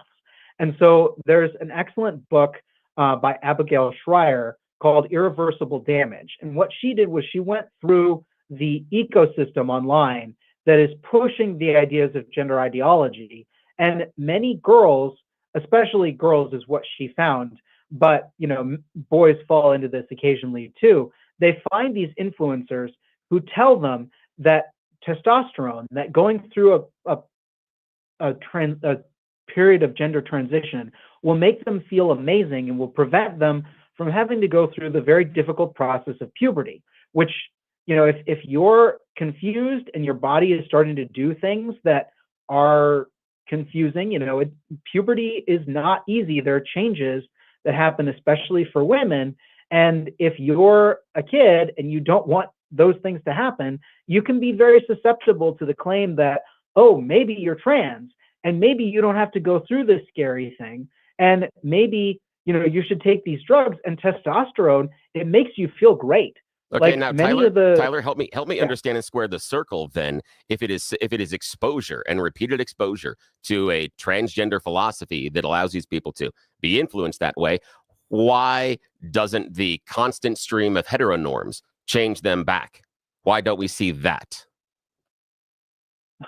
So what's interesting is the heteronorms are what we have. The transgender movement takes the heteronorms of our culture, and actually it has this weird way of hypercharging them. So we have views of masculinity and femininity that are tied to cultural roles as opposed to biology. And sometimes, there are natural connections between these two things. But the idea that a man needs to be into sports, the idea that a woman should be into dancing, things like that are cultural trappings of masculinity and femininity. Transgender ideology says that if you are biologically female, yet you are interested in sports, or if you are biologically male, yet you're interested in dancing, and of course in forms of sports and dancing that would be masculine or feminine, then maybe you aren't still biologically what you are biologically. Maybe you're actually transgender. And so there's this perverse way in which the transgender movement actually takes the gender norms of our society and hypercharges them, such that you can have people who disagree with gender ideology, both on the conservative side, who say, no, your biology is immutable, and also on the liberal side, who say, look, biology is immutable. Girls can be masculine and boys can be feminine. That doesn't mean they're not boys and girls. Like, I remember when I was growing up, there was a movement to say that all toys can be for everyone. That if you play with Barbies and you're a boy, that doesn't make you a girl. That means that you're just interested in Barbies. And there's nothing wrong with that. You don't have to go through a period of gender transition just because you're interested in Barbies. But today, the transgender movement says, if you're a boy interested in Barbies, maybe you're a girl, and maybe you should consider, maybe you shouldn't just consider wearing dresses, but you should consider getting your body changed so that you look like a girl. Yeah, the weird thing though, Tyler, is when you go back to that bromide, the idea of all toys being for everybody. Originally, it was if you're a boy and you're interested in the girl stuff, that you were a sissy, that you were gay, and that was a pejorative, and that's where they went with it. So they were self-defining. And again, I still don't hear the answer, and I wish we had more time, but I don't hear the answer about why this one specific silo exposure of social media somehow changes these kids when all the rest of everything else they're exposed to is heteronorms. It seems like we're picking and choosing and saying, because of this message, and I disagree with this message, it obviously is changing the kids, rather than ignoring all the rest of the normal heteronorm media that they're exposed to. Somehow that has no impact on them. But Tyler, we got about 30 seconds. You want to respond to that? Yeah, well, it's often what they say specifically. They follow these. So when you're going through adolescence, well, I know that you're going to say that you're interested in, Tyler, I know that you're going to say you're confused and you're worried about it and you're looking at that. But why does that one voice outweigh all the rest of the voices? If it is just about exposure, identity. But I know, but why does the one outweigh the many? Voices. Yes, it is. You're saying the one is outweighing the identifying other. As trans. No, you're saying the one voice they're listening to outweighs all the other voices. You're already moving away from your parents. In adolescence, you're moving away from your parents. If the school celebrates somebody who identifies as transgender, that's already increasing the potential for you to be influenced by transgender influencers online. And often when you're sitting in the isolated room at home and you're watching a video, and then of course your friends are saying, oh, let's check this out.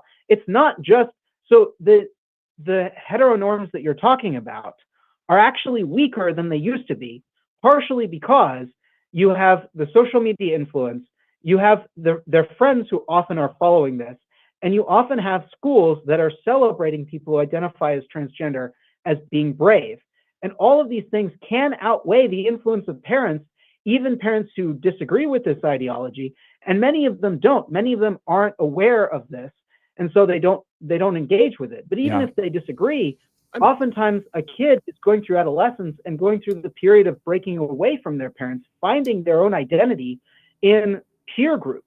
Yeah, all I'm hearing is the same argument that I heard in the 90s that Will and Grace, the sitcom, was going to turn kids gay. That's all I'm hearing. But I respect your point. And you do have more people that are identifying as gay. So I don't know. Tyler O'Neill, we're just out of time. I appreciate it. His X account, by the way, Tyler2 O'Neill. Follow him over there. Great writings over at Daily Signal. You're listening to The Jeff and Bill Show. We are Denver's talk leader, News Talk 710 KNUS.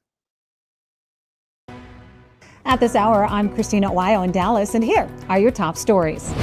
It appears as though the Supreme Court is likely to uphold a ban on sex changes for minors after hearing 2.5 hours of tense oral arguments over a challenge to a Tennessee law. About half the states in the nation have similar bans in the books. Two conservative justices, Clarence Thomas and Samuel Alito, are very unlikely to oppose the bans, while the three key conservative votes will come from Chief Justice John Roberts and Justices Amy Coney Barrett and Brett Kavanaugh, who all seem to be on Tennessee's side. Ask in particular about one thing. If you prevail here on the standard of review, what would that mean for women's and girls' sports? Can you explain how intermediate scrutiny would apply to women's sports? An abandoned coal mine is too unstable and unsafe for rescuers to continue looking for a 64-year-old Pennsylvania woman who may have been swallowed by a sinkhole. Authorities said that the crumbling mine was complicating efforts and endangering the workers searching for Elizabeth Pollard. A state police spokesperson says the integrity of the mine has been compromised and that rescuers are reassessing their tactics to avoid putting themselves in danger. The search started early Tuesday when Pollard's family called police to say she had not been seen since going out Monday evening to look for her cat. That's what you need to know at this hour. In Dallas, Christina Weil, Salem News Channel.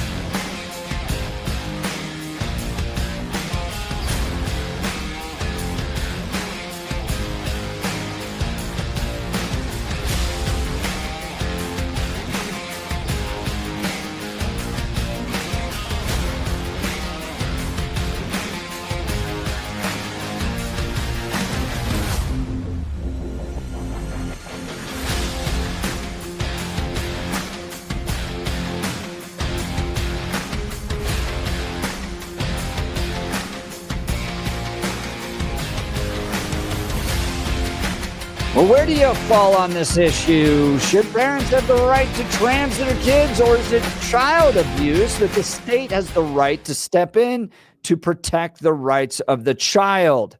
Want to get your phone calls and texts? Phone line 303-696-1971. Text us on the Dan Caplis Law text line 720-819-5115. You're listening to The Jeff and Bill Show. This is Denver's talk leader, News Talk 710 KNUS.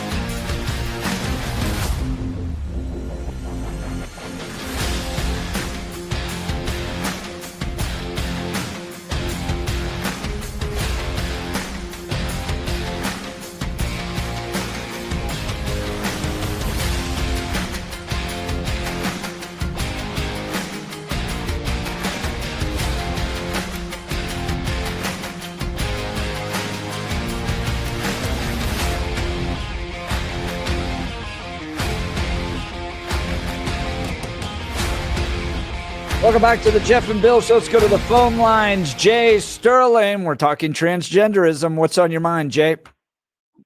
Good day, you guys. Thanks again. You know, the thing is about that, it's almost like a parental abuse. God give you the things that you got, whether it be a man or a woman, and kids don't always make the best decisions in life.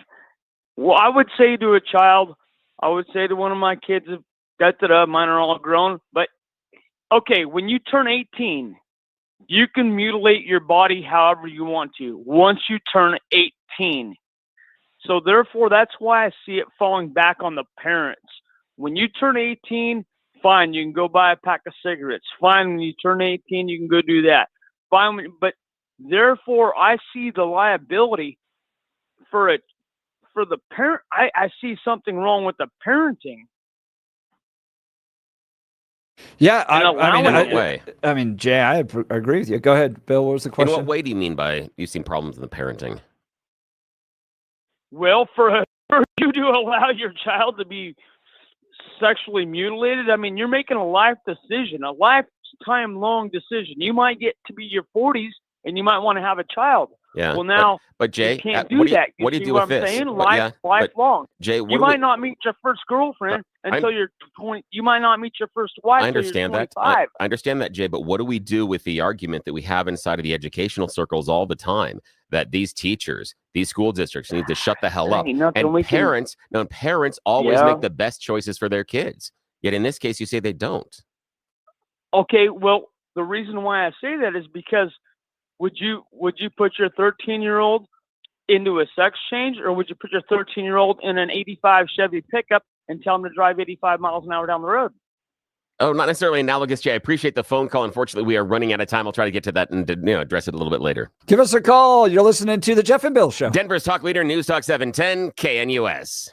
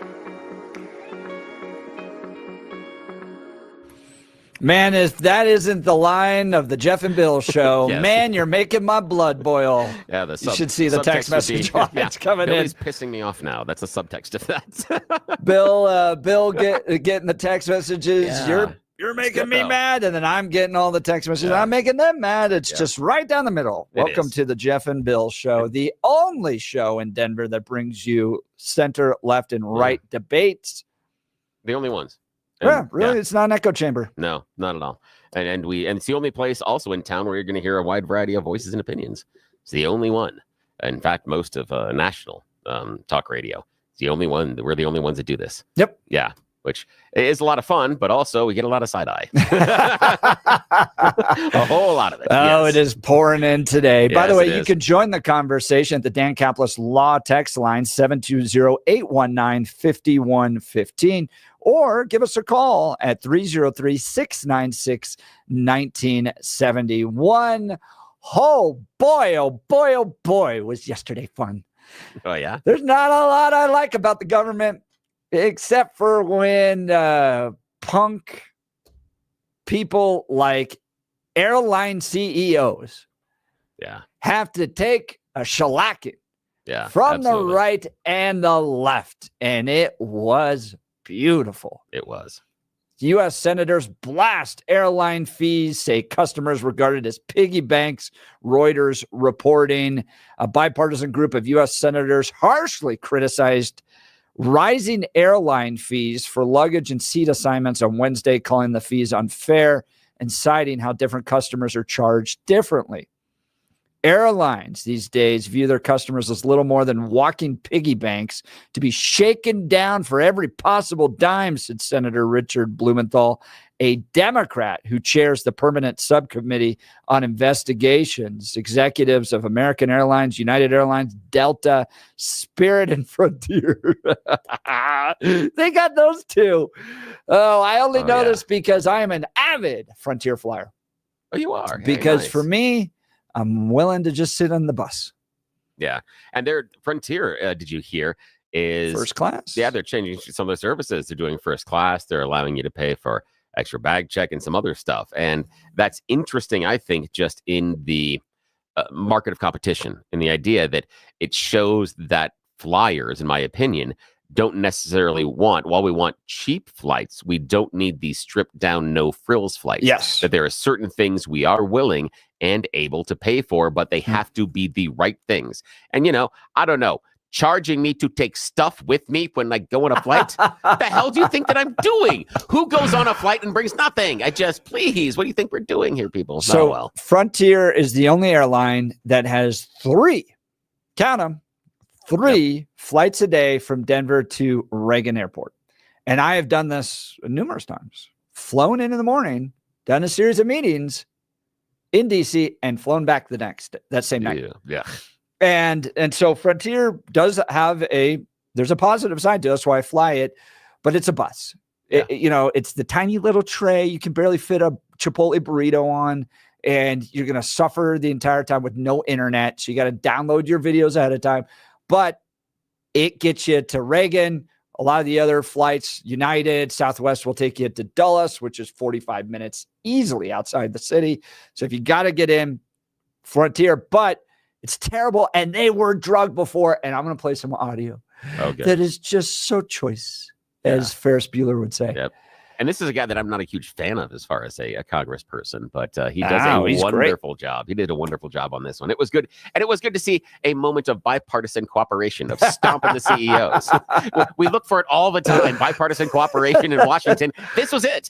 This was it. Both sides were pissed, and they should have been. It was great. It was good to see. Oh, it's miserable. Yeah. And Josh Hawley gets into a personal encounter his wife had with one of these airlines that is just, it makes your skin crawl. Yeah. So they were unleashing. Is it time for Congress and the weight of the federal government to step in on these airlines and all these stupid little tack-on fees they add? Do you agree with them, or Are you a pure libertarian? Let the market figure it out. Want to hear from you? Phone lines are open, 303-696-1971, 303-696-1971, or text us on the Dan Caplis Law text line. Comes right in here to the studio, 720-819-5115. Let's check in on news and comment with Blake Olson. Good morning, Blake. Hey, good morning, Jeff and Billy. 27 and sunny in Denver, expecting a high of 50 today. The 7-10 5-day forecast coming up. Our top story. Brian was a wonderful person with a big heart and who lived life to the fullest. He will be greatly missed by everybody. Our hearts are broken and we are completely devastated. That's Paulette Thompson, the wife of the 50-year-old United Healthcare CEO, Brian Thompson, who was murdered in Manhattan on Wednesday in front of a hotel. The suspect ran off and ultimately jumped on a bike and rode into Central Park. But police have surveillance video of him and are hoping to catch him soon. He used bullets that said defend, deny, and depose on them. So hopefully we'll learn more soon about that murder. Colorado's electric vehicle sales are rising to the top. Governor Polis is energized, like that word, to know the state is now number one in the nation for market share of new electric vehicles purchased in the third quarter of this year. I'm so excited that Colorado is number one in percentage of cars sold that are electric. We're now over a quarter, over 25%. We beat California. We've made a lot of effort to reduce the cost, to save people money on electric vehicles. And this, according to the Northeast States for Coordinated Air Use Management, the data shows that 1 in every 4 new cars purchased in the state was an electric vehicle. Colorado has indeed taken the top spot away from California after being ranked second in the market share for the first time. For the first 9 months of the year, Coloradans currently can shave $2,500 to $5,000 off the price of a new electric vehicle through state tax credits. Now just fix the roads so we can drive those electric cars on the bumpy roads that we have right now. Legal experts believe the Supreme Court is likely to uphold a Tennessee law banning transgender care for minors. Dr. Rich Guggenheim on with the fellas this morning. He's from Gays Against Groomers, and he's in D.C., and his group wrote one of the briefs. And then we shared personal stories of people who have been harmed by Gender Affirming Care's children. And we want to just state that if you choose to do this as an adult, that is your choice, but children do not have a developed prefrontal cortex, and they lack that decision-making part of their brain at that age, and that we shouldn't be doing things that are going to rob them of their innocence and strip them of their future to live healthy, productive adult lives. Yes, common sense. And the crowd goes nuts. Finally, we're hearing common sense. And great job by Gays for Groomers on that subject. Because there is no price tag on a child's life.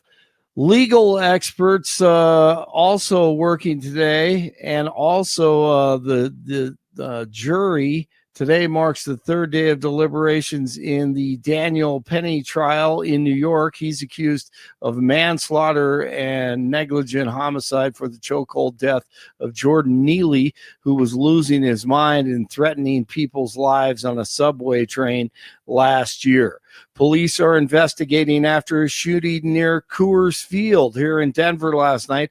Officers were called to the area of 22nd and Market Streets after the shooting was reported.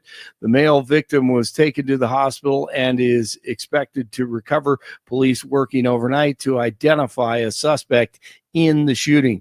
And they just can't get enough. The deep state, dirty military industrial complex, war-loving jackwagons like Antony Blinken forcing Ukraine to lower the conscription age if they want money. How about no more money to Ukraine. Wait until the real president gets in office so we can end this insanity.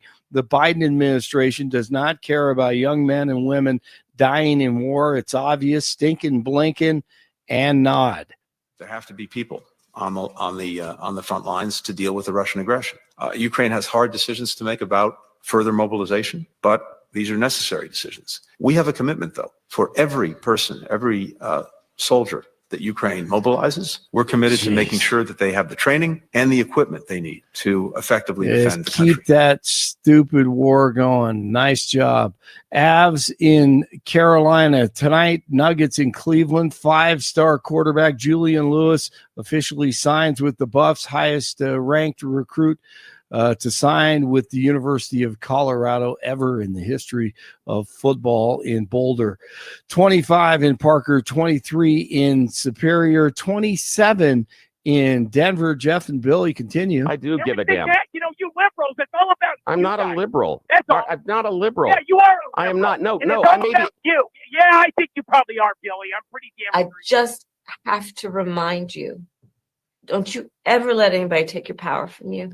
Blake Olson, News Talk 710 KNUS. We're on cruise control weather-wise as another 3 days of this beautiful weather will continue here in Denver. Can't get much better than this in December. Mostly sunny. 50s for highs today, tomorrow, and Saturday. Going to be in the 50s again Sunday. Dry through that whole period with nights in the 20s and lower 30s. We do see windy conditions and a chance of snow showers and colder Sunday night and Monday. Meteorologist Don Day in the 710 KNUS Weather Center.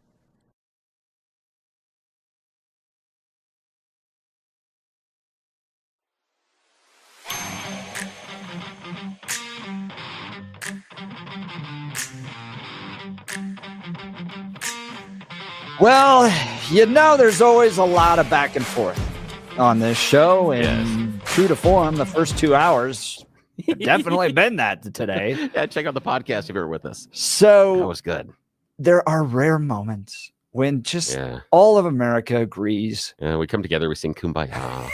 That there is a real enemy out there. Oh, yes. And in this case, the real enemy is how god awful it is to fly commercially in this country. Absolutely. In fact, you know how god awful it is, and this is something I'm going to bring in from I was reading over the course of the weekend, how god awful flying commercial is. We can just point to another radio conglomeration here in town. You know, the big bad iHeart, the ones that have been shedding thousands of jobs across the country, been cutting all these people. You know, their CEO and CFO still pay a $42,000 monthly retainer for a private plane.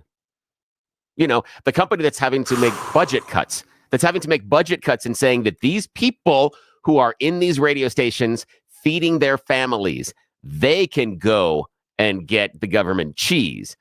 But the CEO and the CFO still pay $42,000 in a retainer per month so that they don't have to fly commercial. That's how bad commercials suck.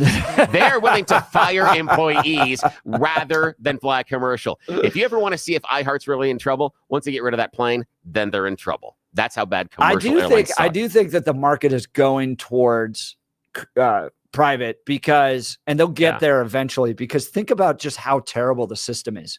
You have to show up 2 hours prior to your board flight to go through security with everybody that is flying in all directions. So you're like literally funneled into this one security area with everybody else. You got to take off your shoes, your belt. They got to pour through all of your stuff. And then you wait in the terminal, and then you got to board what is essentially a sky bus and fly in the sky bus with really bad food, broken internet, no amenities, tiny little bathrooms. It's just the whole thing, I think, is eventually going to go private. But yesterday, Josh Hawley, holy cow, he put these guys, all these CEOs, American, United, and particularly Frontier and Spirit, under the microscope. Here's Hawley first on just how terrible the airlines are. I mean, you guys do appreciate that flying on your airlines is a disaster, don't you? I'm slightly amazed by the general attitude of all of you here. Flying on your airlines is horrible. It's a terrible experience. I mean, I say this as a father of 3 young children, but I can't tell you, nobody enjoys flying on your airlines. It's a disaster. You charge people fees that they know nothing about. You harass them to death. I'll never forget, Mr. Johnson, during COVID, when an attendant on your airline threatened my wife because our then 5-year-old son, his mask had slipped. This is back when we all had to wear those ridiculous masks. His mask had slipped below his nose. This flight attendant came up to my wife and said, if she didn't keep that mask over his nose at all points on this 4-hour flight, she would personally see that my wife was banned from flying. This has happened over and over to families. It's terrible. It's absolutely terrible. I don't disagree. Yeah, he's right. He's right. Yeah, flying airlines, commercial airlines right now is terrible. Absolutely terrible. The procedure, the process, everything about it is atrocious. Yes. It's a horrible consumer experience. You wouldn't start out an industry and say, this is how we're going to design it and expect it to succeed. There's no way that if we didn't have airline travel and it was just starting right now, that this is what you would come up with in the big boardroom and say, this is how we're going to get This is consumers. how it's going to work. Yeah. Now, no way. Bill, how much do you put on the airlines and how much do you put on the people? Because my best friend growing up, his mother was a flight attendant.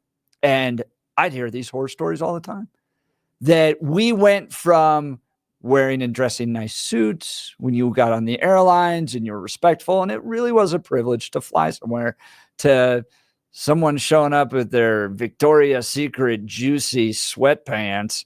They're probably still hungover from the night before and are stumbling onto the plane, shouting at people, you're in my chair and all that stuff. How much do you put the just terribleness of modern flying on the airline industries and how much do you put on the people? Oh, that's a good question. And I think there is a shared load of blame, but I believe if I had to go into court or make some sort of a debate or an argument, I would say that the chicken and the egg, the first thing that comes would be the procedures and how the airlines approach flight and what they're doing. Because in my mind, they're setting a social expectation. And they're telling you how you're going to be treated and what you're going to experience. And the easiest example I would have is pick out a wonderful steak restaurant like the Butchery that we advertise for here on Arvada versus McDonald's.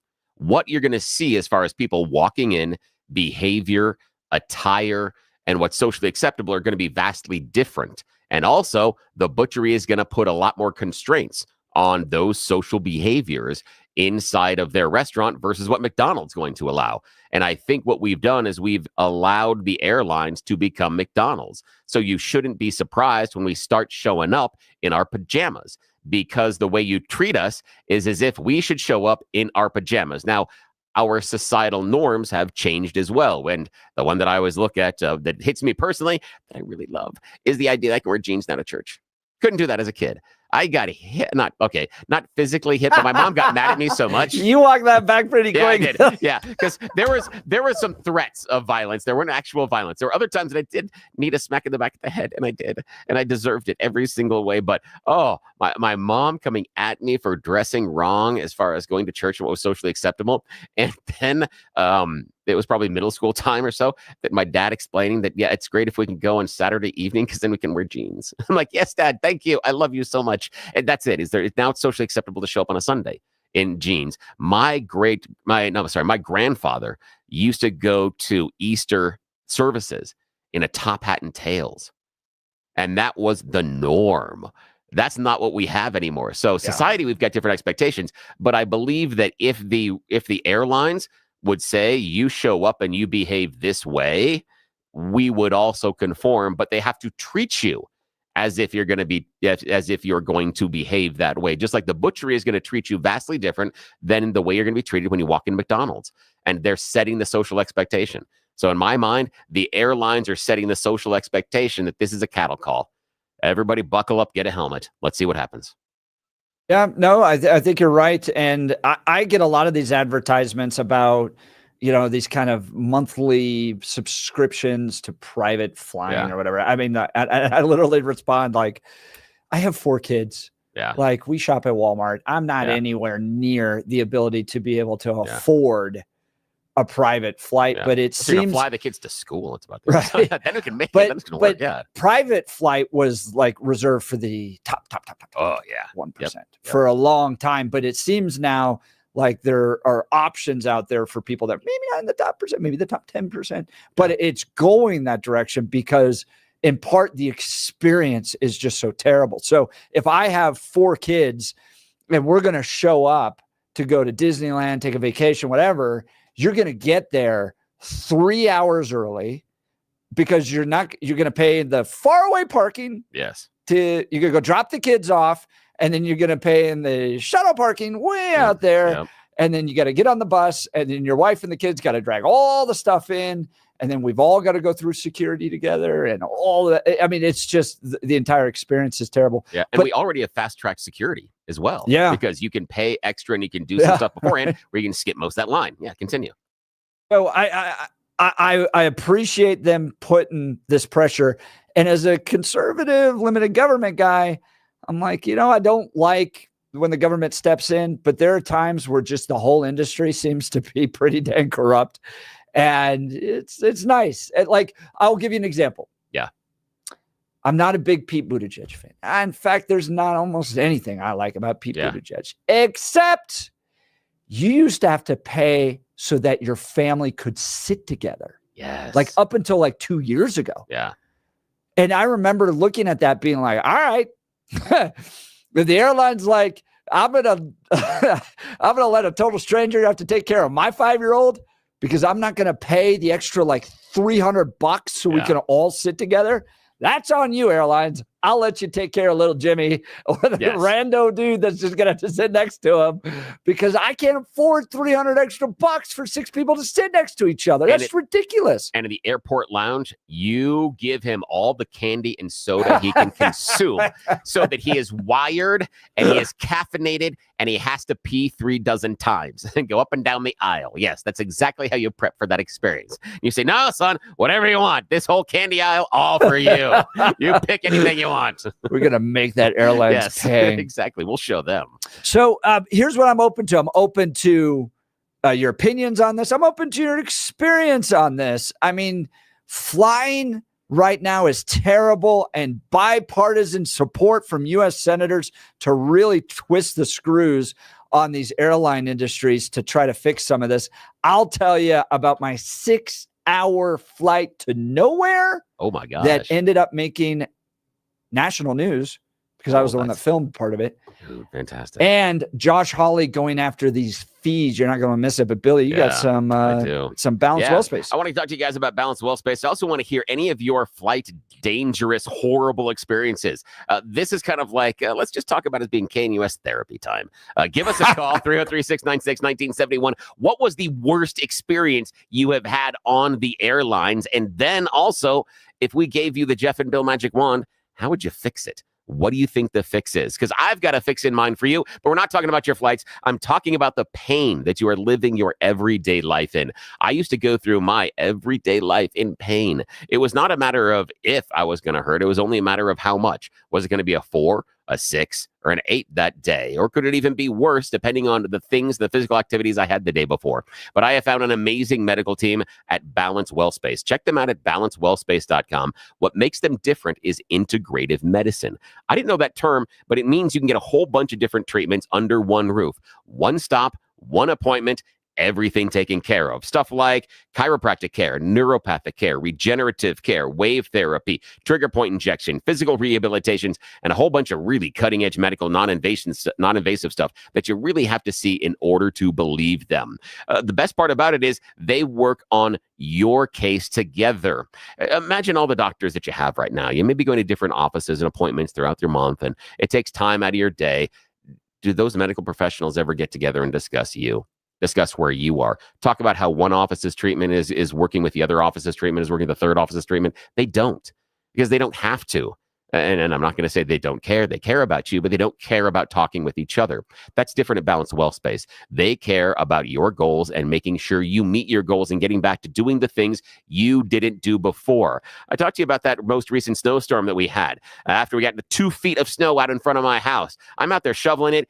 It is the handle to my shovel that is creaking and groaning, not my bum back that's been giving me problems for over 20 years. I've been regenerating the disc in my lower back because 2 of the vertebrae were fusing together, and it feels fantastic. I'm regenerating the meniscus in my left knee now as we talk, and my left knee is now my strong knee. My right knee is the bum knee now, and we're working on that one as well. I want you to experience this kind of care. Brand new offices from Balanced Well Space in Lowry. They're gorgeous. Plenty of parking right across from Hangar 2, and I like those shady trees. They've got those shady trees that I always like to park under. So when you get in the parking lot, look for my trees. Also, reach out, talk to Dr. Jess, Dr. Julie, everybody there, and let them go to work on you and set up a custom pain plan. See what it's all about. Reach out to them, doctor at balancedwellspace.com, balancedwellspace.com. I want them to make the same change in your life to have you living pain-free like they've done in mine. But you got to take the first step, balancedwellspace.com. And when you reach out to them, tell them you heard about them here on Jeff and Bill, because we sure appreciate the help. Back to you, Jeff. That's great to hear, Bill. We'll continue with your phone calls and text. The phone line, 303-696-1971, or text us on the Dan Caplis Law text line, 720-819-5115. You're listening to the Jeff and Bill Show. Denver's talk leader, News Talk 710 KNUS. Share your flight horror story. At this hour, I'm Christina Owayo in Dallas, and here are your top stories. A growing number of migrants who were heading to the United States have decided to go back home instead of facing President Donald Trump's immigration policy.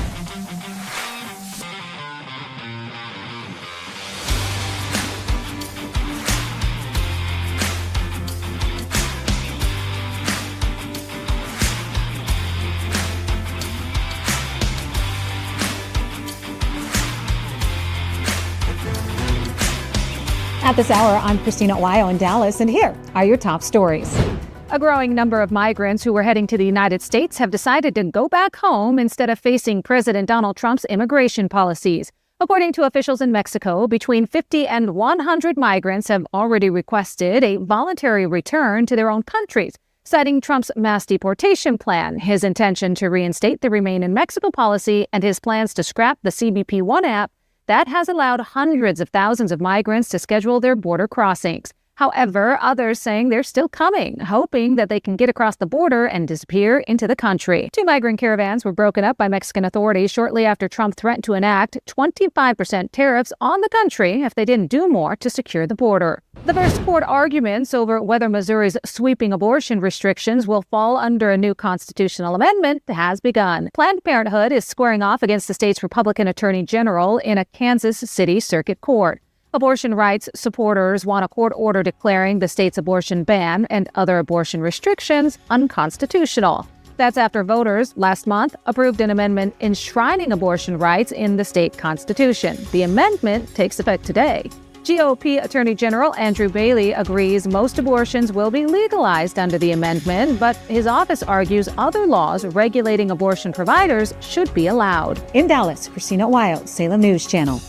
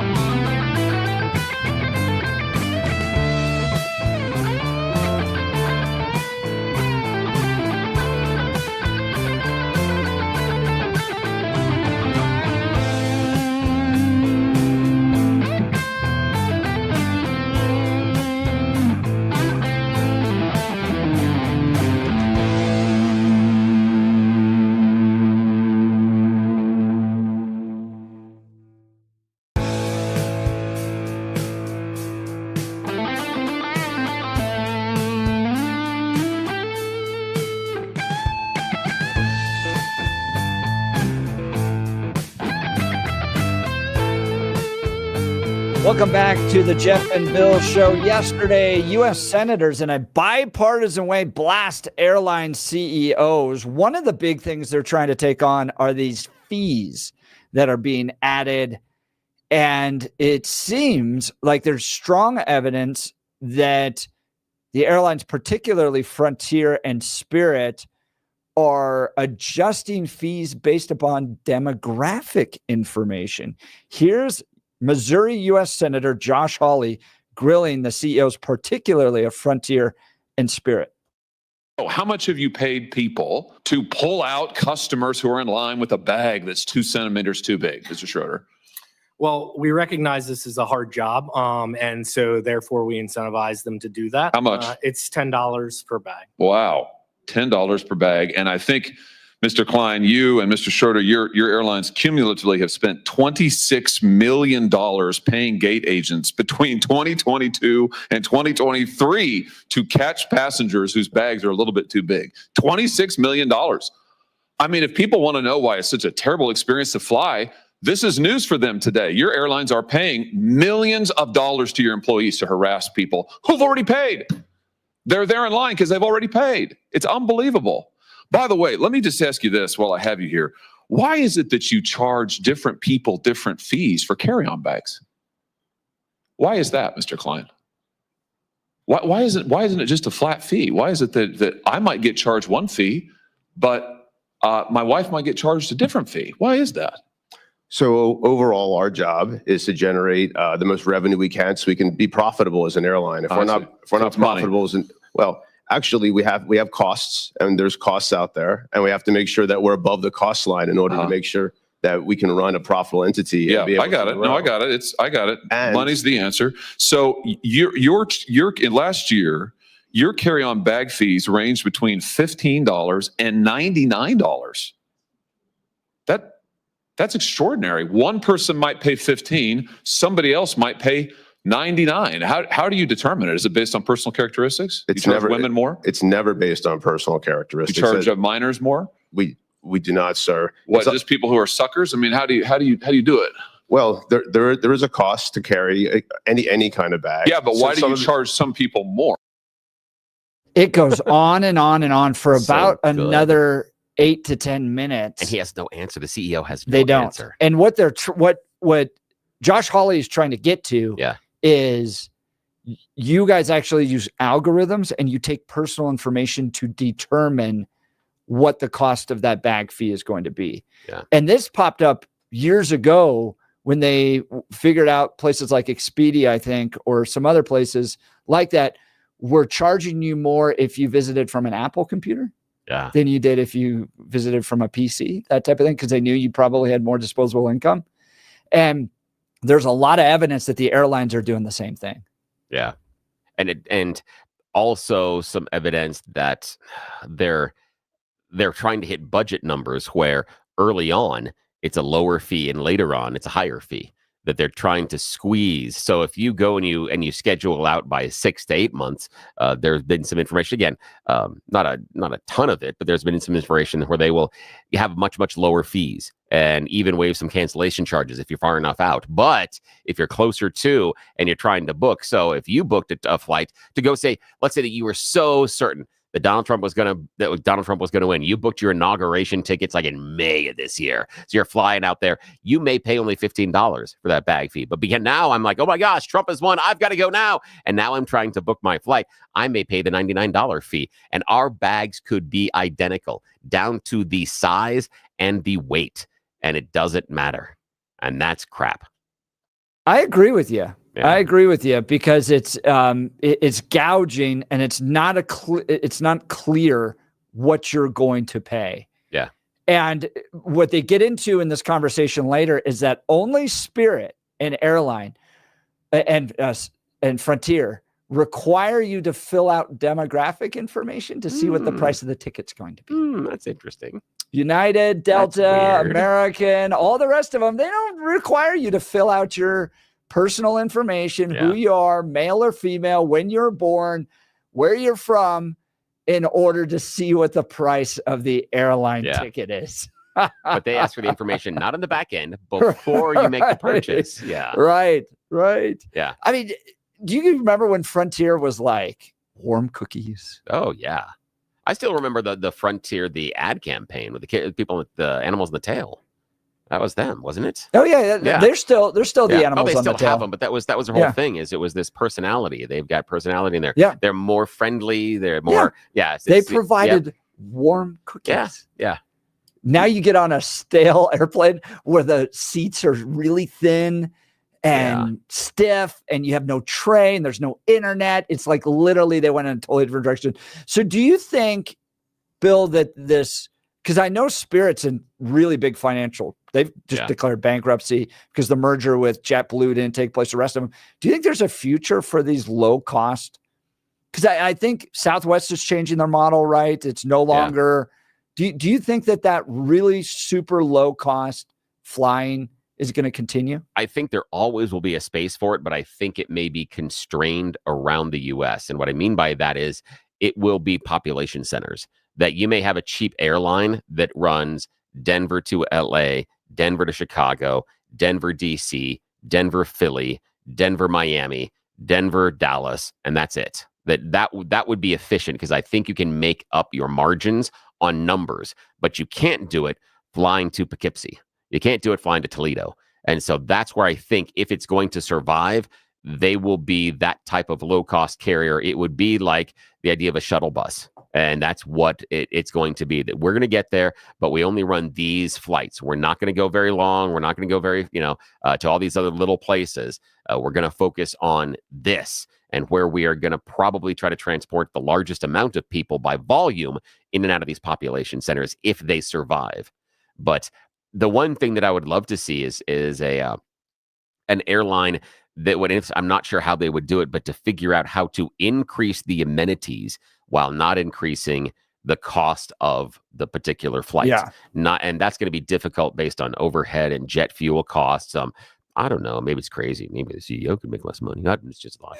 But I'm just saying there might be somewhere you can find some savings. But I would be interested to see if someone leans into that and creates a product differentiator, that you are going to be able to pay just as much on airline X, but if you fly with Y, we're going to give you this. You're going to get, maybe it's the free Wi-Fi. You're going to make sure that you get the upgraded. We're going to give you the first class meal in every seat. We've got an extra, and this may not work, but I think that even for flyers, if you would set up the next plane and say, okay, we're going to sacrifice 1 or 2 rows of seats inside that plane for a bar. No, to actually give people more leg room. Give me more leg room. If you knew that the airline you were going to fly on had 4 to 6 inches extra leg room, that might be a product differentiator in the market, especially for parents that have kids and for taller people. That could be something that means a hell of a lot. But I like your idea of a bar too, my friend. I like that idea a lot. 5090 said, stop being in a rush and take Amtrak. Much better treatment and comfort. No. And you have a horror story? Oh, do I ever? I have got a And Amtrak. Now, I used to take Amtrak on the East Coast between New York and DC all the time. Yeah. It wasn't very nice, but it got you there pretty quickly. But yeah. Yeah, this is and this isn't necessarily Amtrak's fault. But it is Amtrak's fault. This is the story. Years ago, my oldest, who is now 25, he was probably 2, maybe 3, right in that area. Now, because it's got to be 2 because he wasn't quite walking on his own yet. Still had to do the hold the fingers, bend over thing as they're walking, but he's practicing all the time. So he wants to be moving all the time. That's the stage of development he's in.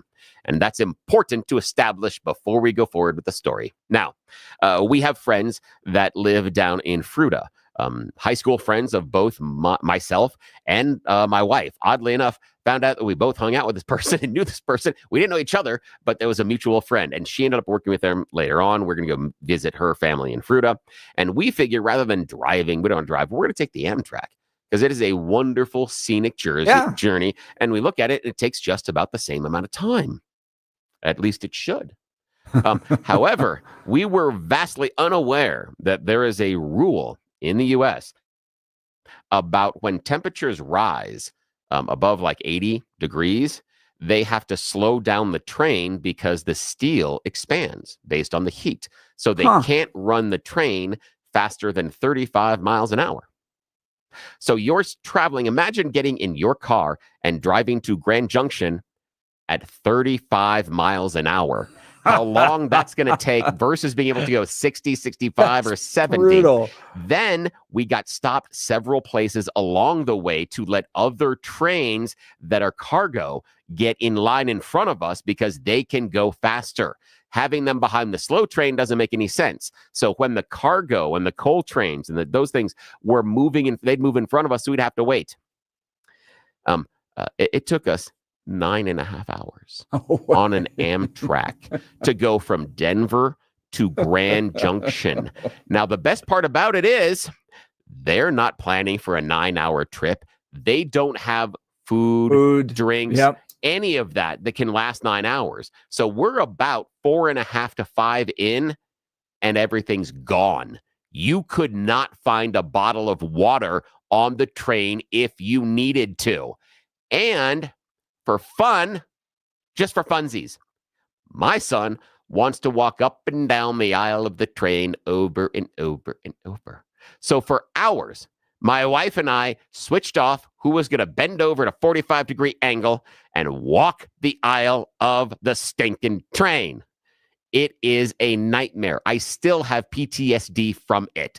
And it's Amtrak's fault, but it's not their fault. It is the federal rule, but they also didn't plan for it. I'm pretty sure somebody at Amtrak could have checked the weather forecast and figured out that maybe this train that will be traveling when the heat gets to that level, maybe they need more stuff on the train. Nobody planned for it. So let's just say that getting off the train, everybody was mad. But nobody was mad at each other. We were just all pissed. And it was dark when my friend had to pick us up at the Amtrak and then drive us from Grand Junction to Fruita. And instead of being able to arrive in the afternoon and spending the evening with them and eating dinner, we roll in the middle of the night and go right to bed and feel like crap the next morning. Thank you, Amtrak. Thank you, Amtrak. Awful. Absolutely awful. And who gets a heck of a lot of government subsidies? Yes. Amtrak. Yeah. In fact, they couldn't stay open even on the Eastern Corridor if it wasn't for all those government subsidies. So, well, I want to talk to you about my friends over at QC Kinetics. Are you going to start the new year dealing with the same old joint pain? Losing sleep, not able to take walks or do what you love, all because of your knees or hips?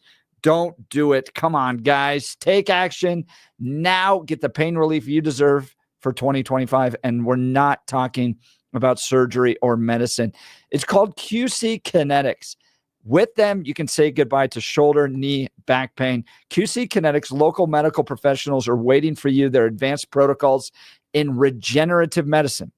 Regenerative medicine. That means they take part of your blood in some of the cases, spin it out, get the good plasma, re-inject it back in, and your own body starts healing. This has helped tens of thousands of people to get better, move more. Joel in our office does it. He's playing more golf than ever. No surgery, no drugs.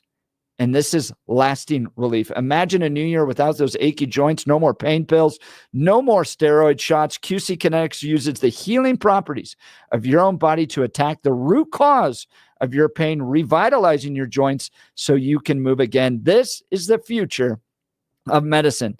If you've been told surgery is the best or only option, you deserve at least a second opinion, okay? So find out if all natural regenerative medicine is right for you. Call QC Kinetics. The consultation's totally free, and you can use your HSA and FSA dollars, especially if you have a little bit left over at the end of this year. Let's get it used up. Live your best life in 2025 and get started now.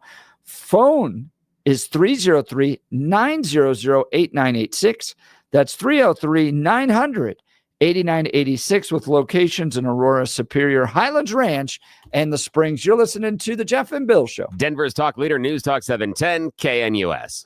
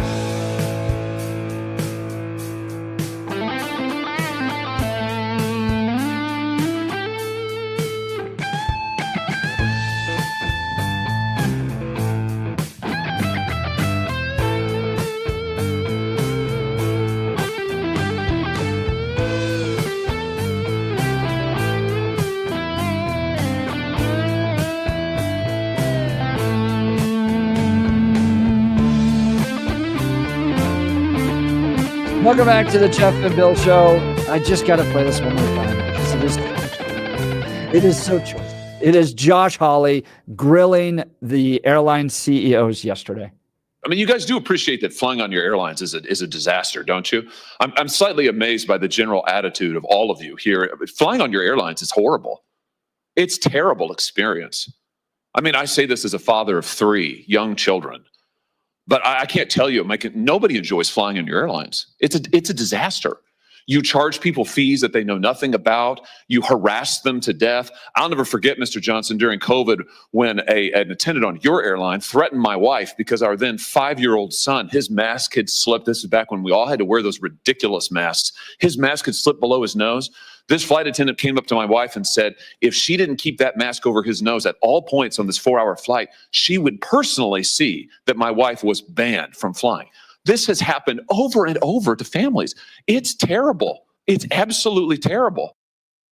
It's not too often you just watch the government in its right role, providing the screws to a corrupt organization, company, sector, society like our current commercial airlines are right now. So go watch. It's a brilliant grilling on the right and the left. And I do hope things change. I really do. Because if it's just charging fees based upon demographics and figuring out who we can charge and bilk the most while not doing it to other folks and not making it clear how much you're going to pay, all that stuff, they should be held accountable. Yeah, and I think that they've lost some of the focus on the consumer, that they have made the experience so unlikable, but they've just lowered their standards to a point of, that just deal with it. And, if we've seen changes inside of the movie industry, for a while it was pack as many people in as possible. Yeah, now right. It's large, expensive example. chairs. Yeah, it's a great service that is bringing you experience. there. Yeah, and it's changed everything about what you do in the movie theater and how you do it as a family. And guess what they have? Fewer seats inside of a theater. But we did have, based on revenue, record-breaking Thanksgiving Day weekend. So we made more money in the theaters than we ever had before. So there is a way to do it. That was the funniest text I've ever gotten from you over Thanksgiving weekend. Oh, yeah. When you The said Wicked the thing. correction on Wicked. Oh, yeah. Just I had to. So I'm like, oh, yeah, they're not sisters. It's a different one. That was something that I was even ever going to think about again. I know, but I felt bad about it. I'm like, oh, yeah, I got that one wrong. Yeah. So you had said that the Wicked were sisters. Yeah, they're sisters and they're not. They're friends. There's a different story in which they are sisters. But yeah, in this one, they're friends. I forgot about that. Oh, yeah. It's like holiday weekend. My mind isn't anywhere near the Wicked movies. And then like, just hey, rando text from Bill. That's the thing. I want to apologize. I got the actual script wrong on the. The thing is, being friends with me is like knowing that random texts are going to appear with weird stuff all the time. That's just what's going to happen. Just floating around in your brain. Yes. You're like, I need to correct the record to a guy personally that doesn't even care about the movie. I don't know what's wrong with me. And I was like, okay, Bill. Thanks for letting me know. About it. You're like, thank you. All right. Jeff Keener, South Metro Chamber of Commerce is up next. You're listening to The Jeff and Bill Show. KNUS.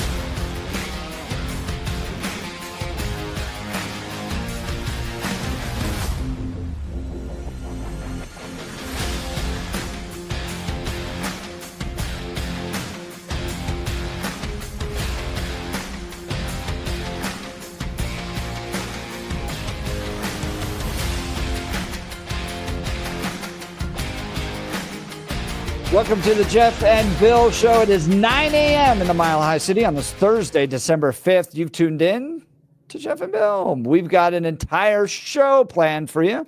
Another hour of engaging discussions, critical analysis, most importantly, your phone calls and texts, because this is where Denver's voice is heard loud and clear. So let's dive into the issues that matter most to you right here, right now. Coming up after news and comment, we're going to talk with Jeff Keener. He's the South Metro Chamber of Commerce. Dive into how business is doing here in the great state of Colorado. Where can we make some improvements? Some businesses moving in, moving out. We'll talk all about that. Maybe even some businesses you should be paying attention to in the South Metro area. And then, Bill, quite an mea culpa. Yes. Quite an apology. Oh, yes. And I'm sorry. Don't get those often. Not from you, not from me, but from Dinesh D'Souza. Yes. That was an interesting one. 20, is it 20,000 meals? 2,000? 2,000 meals. Yeah, that was surprising. That was always an interesting film because I watched it and I was eager. I was interested. Did they have the data? And in this case, no. Yeah. No, they weren't able to show that the actual cell phones that were in the vicinity of the ballot harvesting. Now, I think ballot harvesting does take place because there's really no way to track it all that well. Yeah. And I even asked the former Secretary of State, Wayne Williams, one time, all right, so the law says no more than 10 ballots can be turned in by a single person. How do you know they're not turning in 15 or 20 or 25 or 50 or anything? And he's like, Jeff, we don't know. Yeah. So, yeah, does it take place? Probably. I mean, there's no real way to track it or not, but 2,000 Mules was involved in a lawsuit, and now Dinesh is saying, sorry. Yeah. Sorry. So sorry. And during that film, I never felt that Prager, Charlie Kirk, and Eric Metaxas, who were involved in that film, felt all that comfortable about being in that film. Yeah, you'd mentioned that, and that was something that I didn't really pick up on when I was watching. And I think you're right. I went back and looked at the video, and there's a hostage element to some of their conversations as far as how they were talking. And some of the stuff that was interesting from D'Souza was that they didn't and could not verify the data they got from the group True the Vote. And it was interesting given all the conversations that we had on this radio station about 2,000 Mules and what it did or did not prove.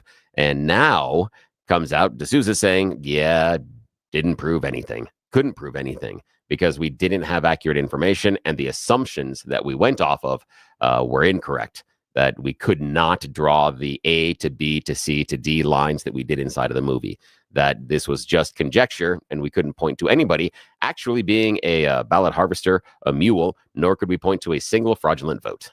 That's not good, given the premise of the movie, when it starts with, this is how it was stolen. So how does that change your perspective on the 2020 election? Does it change anything from your perspective? Would love to hear from you. Phone lines are open. 303-696-1971. 303-696-1971, or text us on the Dan Caplos Law text line at 720-819-5115. Let's go to news and comment with Blake Olson. Good morning, Blake. Hey, good morning, Jeff and Billy. 32 and sunny in Denver, expecting a high of 50 today.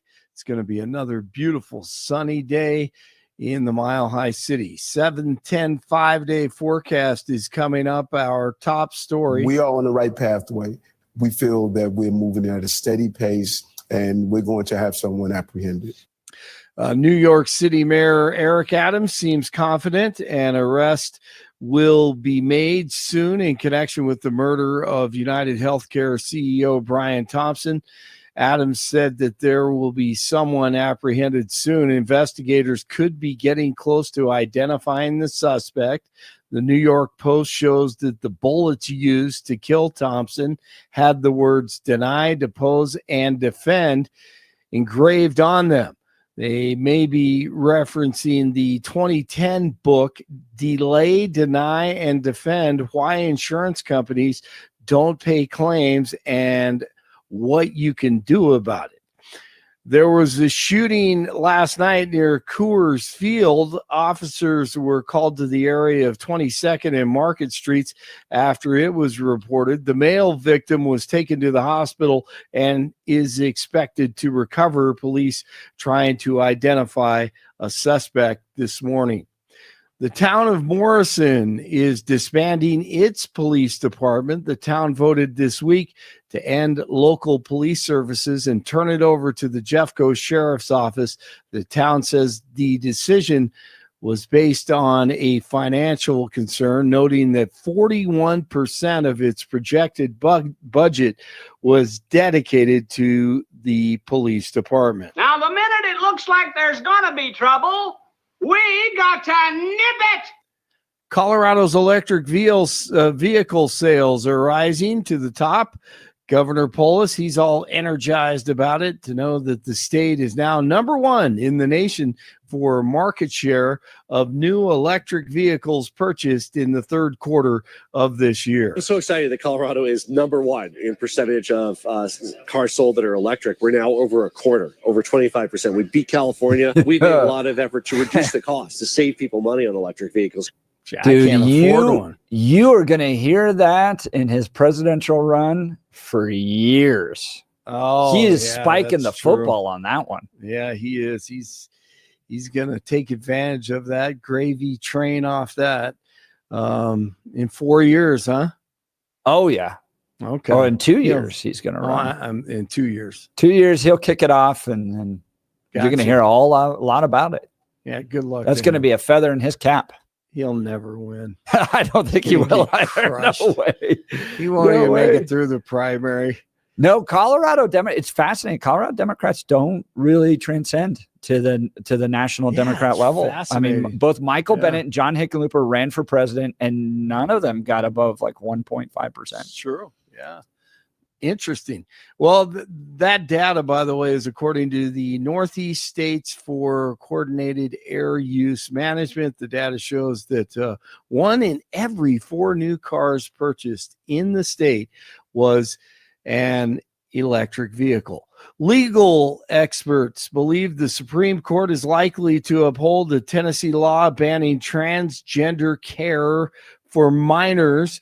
Dr. Rich Guggenheim on with Jeff and Billy this morning. He's from Gays Against Groomers. He's in D.C., and his group wrote one of the briefs. And then we shared personal stories of people who have been harmed by Gender Affirming Care's children. And we want to just state that if you choose to do this as an adult, that is your choice, but children do not have a developed prefrontal cortex, and they lack that decision-making part of their brain at that age.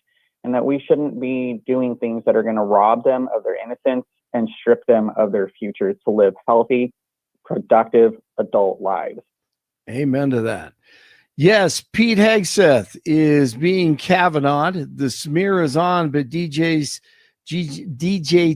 pick for defense secretary is going to fight on. He's on Megyn Kelly. And when you stand firm on that, it's not difficult to just continue to fight. So, yeah, we saw what happened, but guess what happened? Kavanaugh stood up and he fought and he won. And hopefully Republicans have learned that lesson. And Trump stood by him. And Trump stood by him. What you're seeing right now with me is the art of the smear. It is the classic art of the smear. Take whatever tiny kernels of truth, and there are tiny ones in there, and blow them up into a masquerade of a narrative about somebody that I am definitely not. Fight on. Avs in Carolina tonight, NBA, the Nuggets in Cleveland, and 5-star quarterback Julian Lewis officially signs with the CU Buffs. That is the highest ranked recruit to ever sign with CU.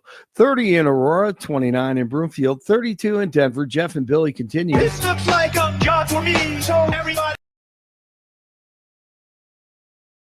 feels so empty without me. I said it.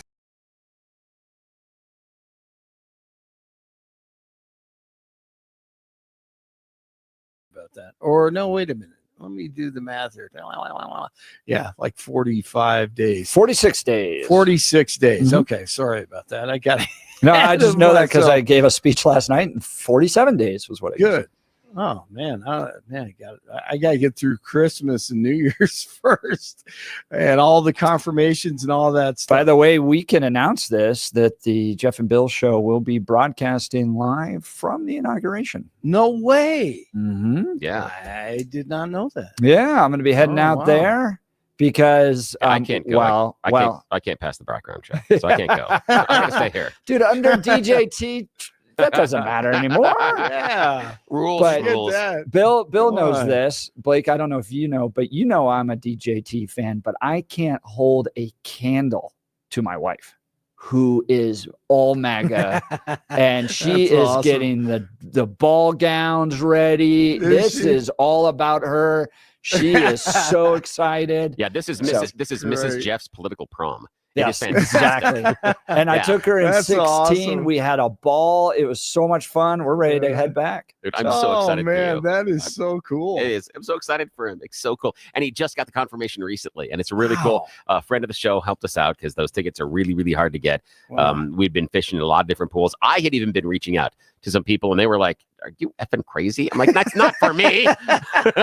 For my friend." But I got shut down. But yeah, he found The someone that can hook him up. lovely It's Congresswoman fantastic. of Congressional District 4 helping out the Hunt family. Yes. That is so cool. The wonderful and talented Lauren Bogert helping us out. And so Oh, wow. appreciate that just from the tip of our head to the tip of our toes. And it's Wow. going to be a really special event for not only Jeff, but Mrs. Jeff. And I'm so excited for the two of them. And also, we're going to Man. give you the experience of what it's like to go there, not only as part of the media, but also as just fans. So it's going to be a wonderful experience for all of our Yeah, listeners. I'm that super is excited. cool. Yeah. Roll tape. Hey, by the way, are you flying Frontier? Or Yeah, you're the best. All right, I mean, you guys guys. do appreciate that flying on your airlines is a disaster, don't you? I love it, man. So good. I mean, you know what? I'm so simple. I got on that Delta flight from New York back to Denver. It was like the greatest flight I've ever had in my life. It was so weird, man. It was like comfortable and everything. It's like Not complicated. Yeah, Yeah. Don't tell them that though, or they'll screw it up next time. No They're like, doubt, wait, no he was doubt. satisfied, but we got to change this. This Let's can't take happen. that back. Yeah. All right. Have a great day, guys. Blake Olson, News Talk 710 KNUS.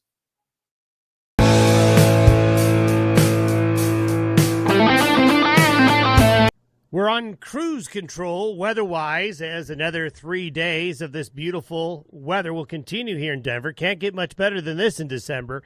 Mostly sunny. 50s for highs today, tomorrow, and Saturday. Going to be in the 50s again Sunday. Dry through that whole period with nights in the 20s and lower 30s. We do see windy conditions and a chance of snow showers and colder Sunday night and Monday. Meteorologist Don Day in the 710 KNUS Weather Center.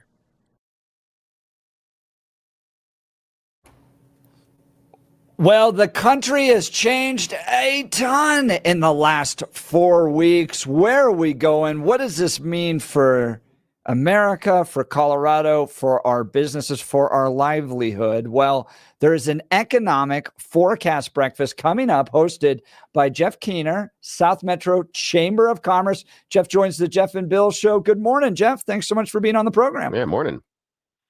Good morning, gentlemen. How are you?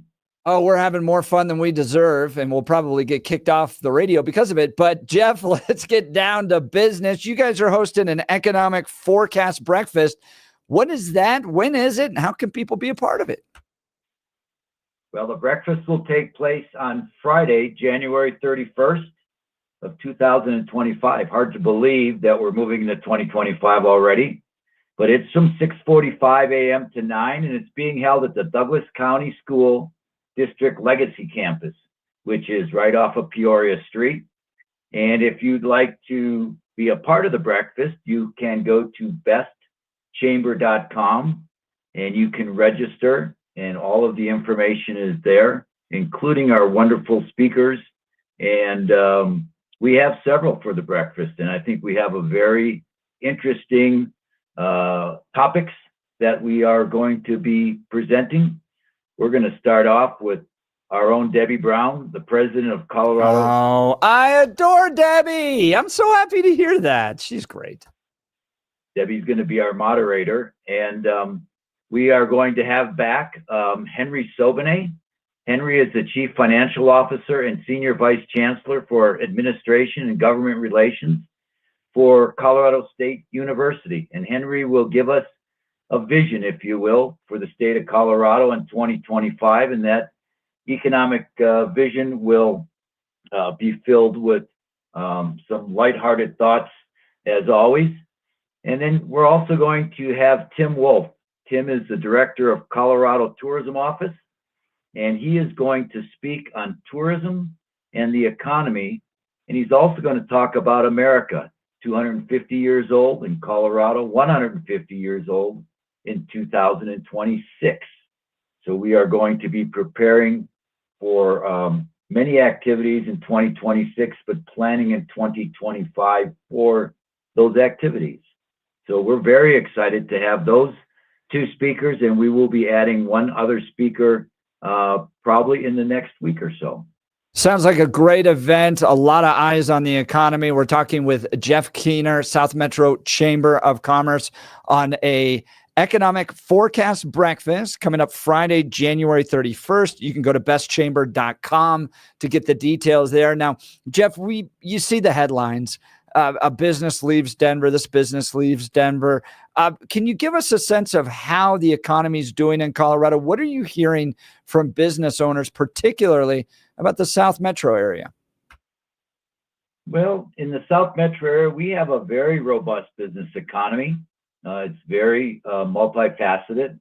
We have a very, very robust aerospace economy and a lot of associated businesses that are part of that economy. Of course, our retail partners, Park Meadows Retail Resort and Aspen Grove, are open and providing shopping opportunities for the holiday season. And all of our local restaurants of all flavors are open and ready to serve you as well as you come into the South Metro area. But again, our business is very multifaceted down here. We feel like the South Metro Denver area is an area that companies want to bring their business to and to operate their business here. It's a place where you can live and do business and be comfortable with what we have to offer here.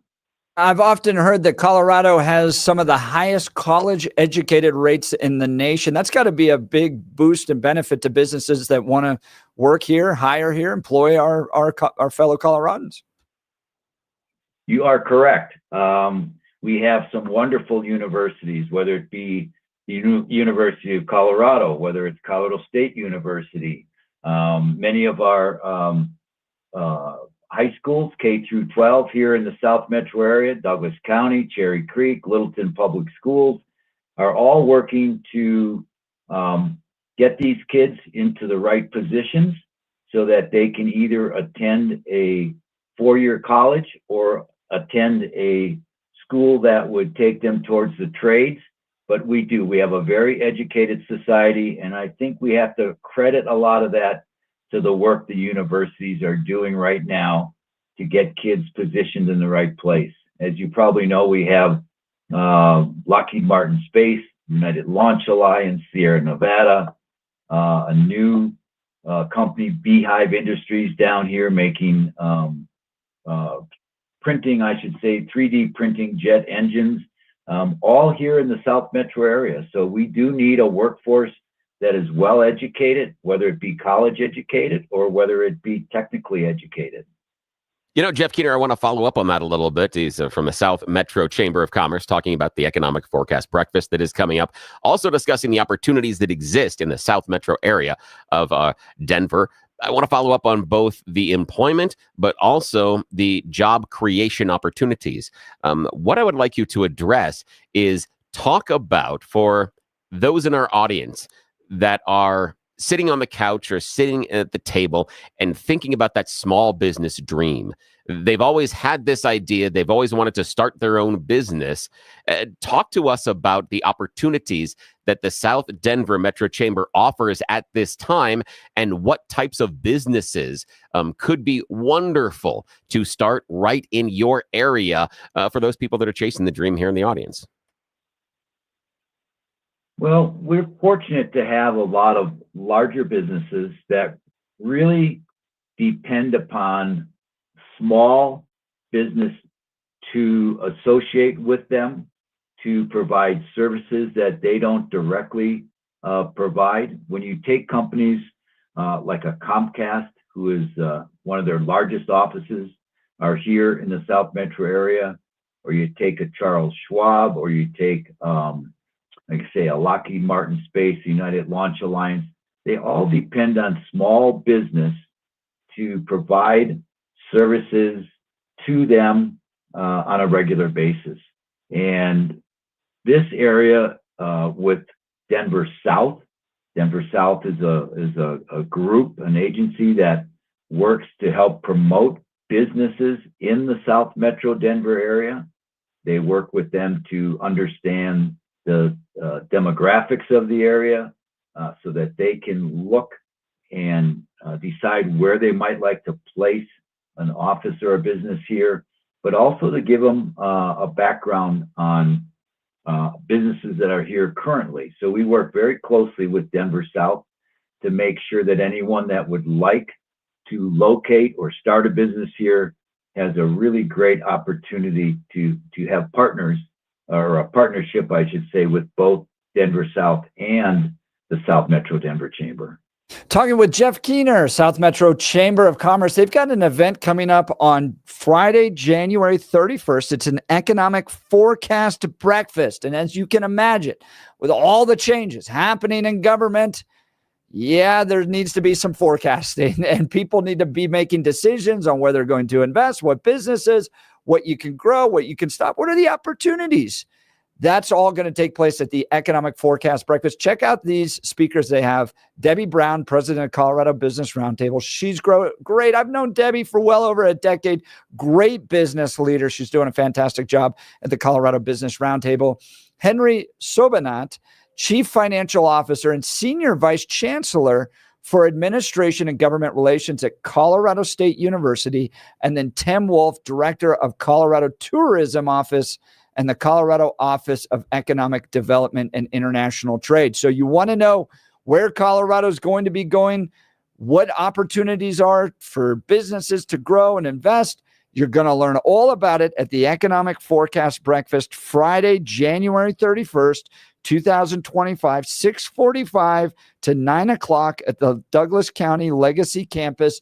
All the details at bestchamber.com.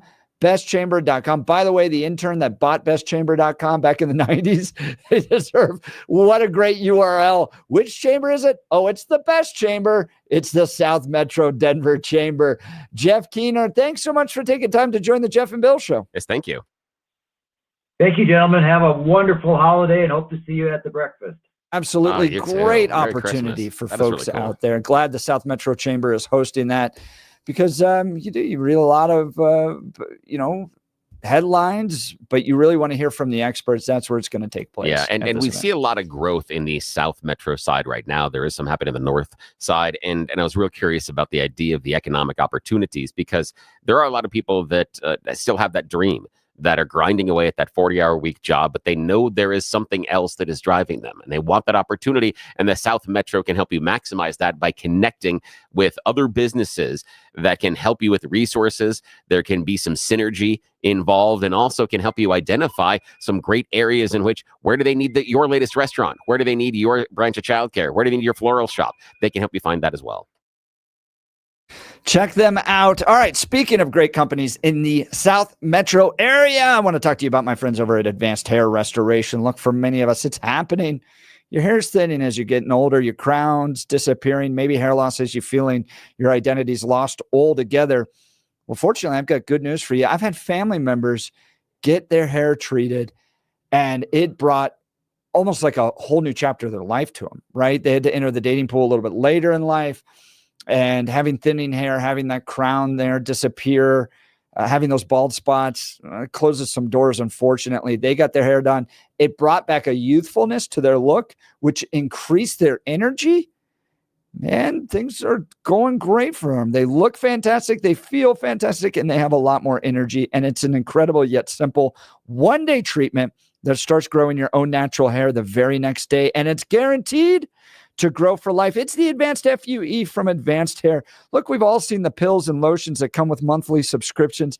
They help retain what you have, but what if what you want is your own natural hair permanently in specific areas? From Advanced Hair's state-of-the-art facilities to world-class Dr. Tanya Pauls, it's not maybe your hair will regrow. It's guaranteed that your new hair will grow. You decide how much, how thick, and where. It's why Advanced Hair is the winner of Westward's Best of Denver. For your free consultation, $250 off and 250 free hair grafts. Call 720-459-HAIR. That's 720-459-HAIR or advancedhair.com. Advancedhair.com. We'll continue with your calls and texts. And we're going to talk about a little bit more about Dinesh D'Souza and the apology that's coming about 2,000 mules. We want you to join the conversation. Phone lines are open 303-696-1971 or text us on the Dan Caplis Law text line 720-819-5115. You're listening to The Jeff and Bill Show. Denver's talk leader, News Talk 710 KNUS. At this hour, I'm Christina Wyo in Dallas, and here stories. President Joe Biden appeared to fall asleep during an African summit in Lobito, Angola, and it was caught on video. Biden was at a table.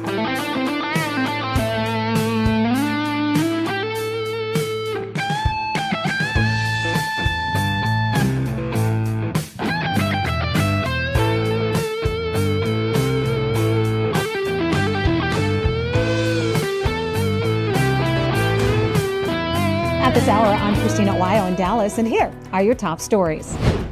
President Joe Biden appeared to fall asleep during an African summit in Lobito, Angola, and it was caught on video. Biden was at a table with multiple officials from different African countries when he's seen closing his eyes and putting his hand over his face while the vice president of Tanzania was speaking. Biden's eyes stayed closed for more than a minute before he came to and made remarks at the summit. After the incident, Sleepy Joe started trending on X, with many saying Biden is an embarrassment to the country. A person with knowledge of the meeting says NFL Commissioner Roger Goodell has met with congressional leaders to talk to them about the ongoing security issue of drones on game days. The person said unapproved drones have become a problem for various sports leagues. There was a stoppage during the AFC Championship game in Baltimore last January because of a drone that violated the restricted airspace. Another game in Baltimore in November 2023 was delayed twice because of a drone. Speaker of the House Mike Johnson is saying no more money for Ukraine after Joe Biden asked Congress to give the country an additional $24 billion, which would fund them for the next 2 years. Instead, Johnson saying any additional funding would be decided by President Donald Trump. Listen. We have a newly elected president, and we're going to wait and take the new commander-in-chief's direction on all of that. So I don't expect any Ukraine funding to come up now. That's what you need to know at this hour. In Dallas, Christina Wyo, Salem News Channel.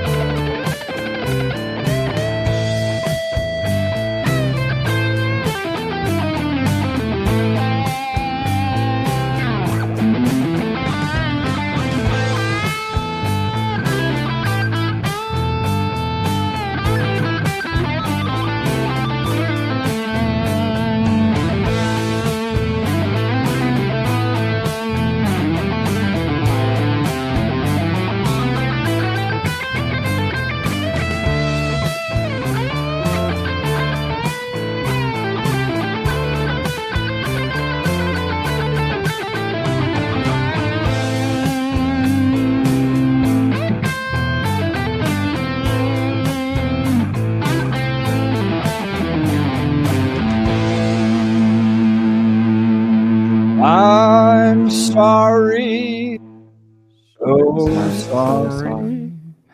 Dinesh D'Souza's statement on 2000 Mules. As those who have seen the film or read the book know, 2000 Mules was based on cell phone geolocation data collected and reviewed by True the Vote. An analysis of this data revealed highly suspicious patterns of certain cell phones, which were recorded in the location of 10 or more drop boxes. This data was the premise of the film. Wow. By the way, this is posted on Dinesh D'Souza's website, dineshdsouza.com. During the production of this film, as a supplement to the geolocation data, True the Vote provided my team with ballot drop box surveillance footage that had been obtained through open records requests. We were assured that the surveillance videos had been linked to geolocation cell phone data, such that each video depicted an individual who had made at least 10 visits to drop boxes. Indeed, it is clear from the interviews within the film itself that True the Vote was correlating the videos to geolocation data. We recently learned that surveillance videos used in the film may not have actually been correlated with geolocation data. Oof. Yikes. I know that the film and my book create the impression that these individuals were mules that had been identified as suspected ballot harvesters based on their geo-tracked cell phone data. While all these individuals' images were blurred and unrecognizable, one of the individuals has since come forward publicly and has initiated a lawsuit over the use of his blurred image in the film and the book. I owe this individual, Mark Andrews, an apology. I now understand that the surveillance videos used in the film were characterized on the basis of inaccurate information provided to me and my team. If I had known then that the videos were not linked to geolocation data, I would have clarified this and produced and edited the film differently. We operated in good faith and in reliance on True the Vote. We continue to have confidence in their work and also in the basic message of 2000 Mules, namely that the 2020 election was not the, quote, most secure election in U.S. history. Far from it. And that there was systemic election fraud sufficient to call the outcome into question. We also continue to have faith that True the Vote's underlying geolocation data and analysis uncovered highly suspicious cell phone travel patterns, including a significant number of cell phone IDs that were recorded at more than 10 Dropbox locations. While the video in the film created an inaccurate inference as to Mr. Andrews, the underlying premise of the film holds true. Whoa. Yeah, that's interesting. Yeah. All right. Two more paragraphs real quick. Indeed, the accuracy of the general proposition of 2000 Mules was publicly confirmed recently by the disclosure of a leading Democratic organizer who admitted to an undercover journalist that the premise of 2000 Mules is accurate. What is he talking about there? I don't know. That I don't know either, honestly. Again, I apologize to Mr. Andrews. I make this apology not under the terms of a settlement agreement or other duress, but because it is the right thing to do, given what we have now learned. While I do not believe Mr. Andrews was ever identified by the film or book, I am sorry for any harm he believes he and his family have suffered as a result of 2000 Mules. So is that a real apology? Legally, yeah. That's what he's doing. He's dancing the legal line. He's trying to avoid defamation liability. Because there is a portion of this, the actual malice might have been difficult to get over inside of this case. But at least I believe that why Dinesh is doing this is because they would have to go rather than, and again, I'm going to geek out here a little bit about this is the one silo of law that I'm really, really familiar with. You have to prove in defamation liable, especially if you're a private citizen, you have to prove either actual malice or reckless disregard for the truth. And it's not going to be actual malice. He's not going to be able to prove, but it would be the reckless disregard for the truth. And I think that's why Dinesh has issued this apology, because as he says, the information that was provided to them from True the Vote was inaccurate. And if they didn't do a vetting of it themselves and just accepted it, you'd now get to the reckless disregard for the truth, because you're not actually searching for the truth. You were given information and you're just going to parrot it. And it's interesting that at the tail end, he tries to say, but we still believe it's all true. And the thing we have to remind ourselves is that Dinesh went all over this country, giving all sorts of speeches and all sorts of presentations about what they found through 2,000 Mules and what they were able to, his words, not mine, prove. And now he comes back and says, I couldn't prove any of it. That should stick with people. Anybody that saw that movie, that should stick with you. He couldn't prove any of it? Is that what he's saying? That's basically what he's saying. He's saying that the information they got back from True the Vote and the conclusions that he has. Now he says we still stand on our, but he refers to faith in the conclusions. Doesn't say he can still prove it. Doesn't stand on it. He says there, indeed, the accuracy of the general propositions of 2,000 Mules was publicly confirmed recently by the disclosure of a leading Democrat organizer. Well, I think we have somebody that'd like to have some words about this could be interesting. This will be fun. I'd like to see this name on the call screener. Always good to hear from Barney. Good morning, Barney. You're on the Jeff and Bill Show. I'm going to be nice, for God's sake. I've noticed that since the election, Blake has been a lot friendlier when he comes on the air. Have you noticed that? He doesn't sound so cranky. Well, it's part, Barney, it's part of that. It's part is Blake is coming on the air because of the election. But the other part is he's taking the entire blue pill every morning, and that helps. And it kind of balances out the, balances the mood. Same thing that I have to do sometimes. So yeah, well, he probably doesn't better living through medication. Either. Yeah, you're right, my friend. Yeah, what's on your mind? Okay, so real quick, the Wicked thing, by the way, at least that whole whatever the hell it is, the girl that with the Click Your Heels. What's the name of it? Follow the Yellow Brick Road. Yeah, Wizard of Oz. What's the name of it? Yeah, Wizard of Oz. It's funny how that's taken on so many different little, spin-offs. But what's amazing is at least Hollywood, at least they didn't copycat the original. Like it's just kind of neat that they do that. That they've done that. But I really called about the theme song from the Village People. Here you got this guy. I'm assuming that they're gay. I think all of them are. And he's like, I just didn't have the heart to tell Trump not to use it, which is pretty damn cool when you think about it. When you have John Cougar Mellencamp is just a nasty, dirty, mean old man. He is a little grouchy. It's just completely different the way he treated Reagan over his thing. Yeah, Barney, I interrupt you just right there. It's interesting that you brought up the idea about the song because Jeff and I were just talking off air as we were going into it, just about that very thing. One about the author of the song saying, no, it wasn't supposed to be a gay anthem at all, guys. It was about the communal thing down at the YMCA and everybody coming together. But for me, it was more important seeing an interview with the lead singer and saying that the reason he allowed Donald Trump to go and use it is because he watched him on stage and he was having fun. And he said at the core, that's what our music is about. And if Donald Trump is on there having fun on stage, he's at least understanding the message of the music. He said we weren't playing politics with this. Yeah, you're right, man. Everybody loved that song. I don't care if you're gay or not. I mean, it's just catchy. Keep in mind, we hear with Rush Limbaugh, his theme song. It was Chrissy something. Yeah, Chrissy Hynde. It's Chrissy Hynde of the Pretenders. Yep. Yeah, and they said this was going to be a great big battle, and he called her up, and he said, I'm sure he just said, hey, here's $1 million, let me use your song. But she was sweet as ever to him, just as nice as could be, and they worked it out. So sometimes you see things, and it's really not as bad as you think it is. But anyway, I got a story with that with Chrissy Hynde and the Pretenders. If you'll indulge me just for a second, Barney, you might find fun. You might find fun. So when Rush was getting big, when Rush was getting really, really big, and everybody identified, oh my gosh, that is a Pretenders song. Chrissy Hynde actually made a couple of statements on stage at the time and an interview where she got mad at fans for booing during the song. She says that, listen, we feel like sometimes on stage, we can't play that song anymore because people view it as a Rush endorsement. They're like, no, he has the music and he's used his theme song. It doesn't mean anything either way. They're like, we're not picking a side. We just want to play the song. And if someone wants to use our song for it, we are cool with that. And so she was actually mad at the fans for getting upset over Rush using the song. He's like, no. And I think that was pretty cool.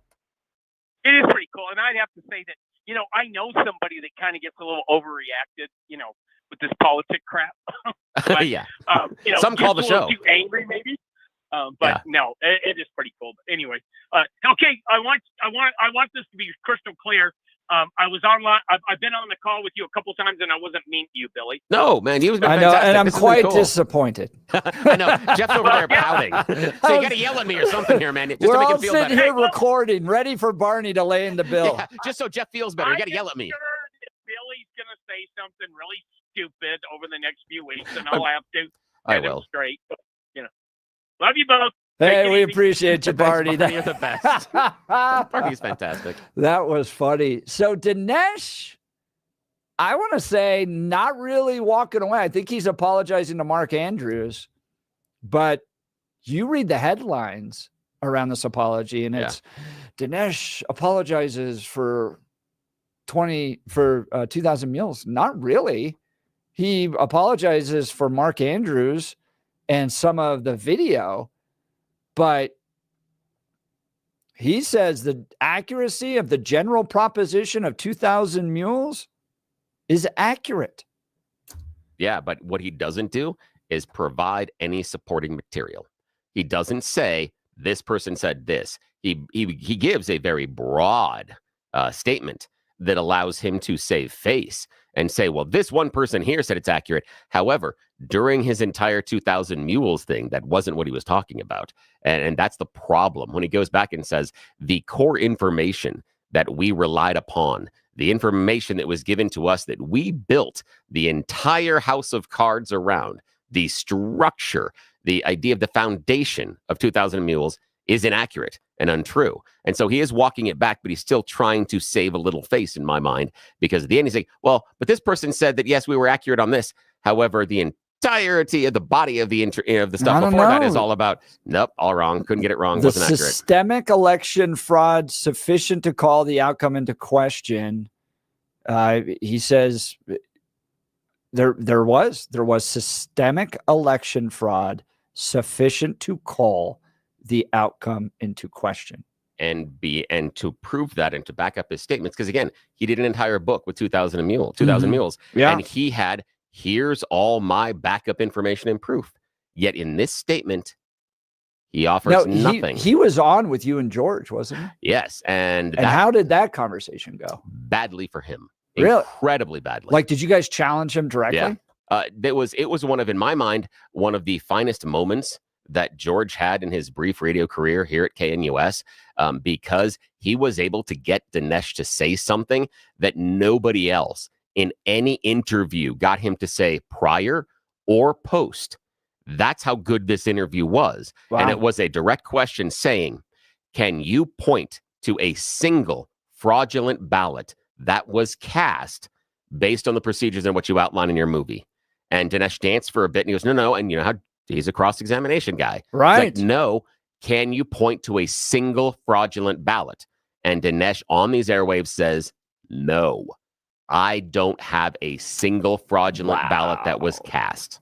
Wow. Right here. Jorge. Yeah. I mean, again, nailed it. And the thing that made me most upset is nobody had listened to this interview and then asked that question later on, because if anybody else wanted to make bigger news, especially all you lib talkers out there, you could have made news by asking that same question. You could have done it. You could have. They only pay attention when we actually slam them. Yeah, in I person. know. Or when my friend here makes Politico.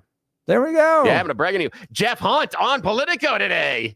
My on-air partner is the second citation in a story about Eric Adams and makes a great reference to a post that he made about local Denver Mayor Mike Johnston. He is second in this rundown of the And comments. I got a new name Dude, from you do, Politico. Yeah, share it. You got to share the the name. cowboy hat clad pundit. That is wonderful. I am living that. I'm tattooing that on my Dude, arm. you should. That is gotta have you should. That's the time in which you put that on a T-shirt with your face and you wear it proudly. That is fantastic. So yeah, cowboy Jeff hat clad pundit. Yes, Jeff makes Politico. Now think about that. It's exactly the kind of show you're listening to. This is fantastic. We're building something, and Yes, it's we all are. because of our great listeners. Yep, because you guys. All right, we'll continue. You're listening to the Jeff and Bill Show. Denver's Talk Leader News Talk 710 KNUS.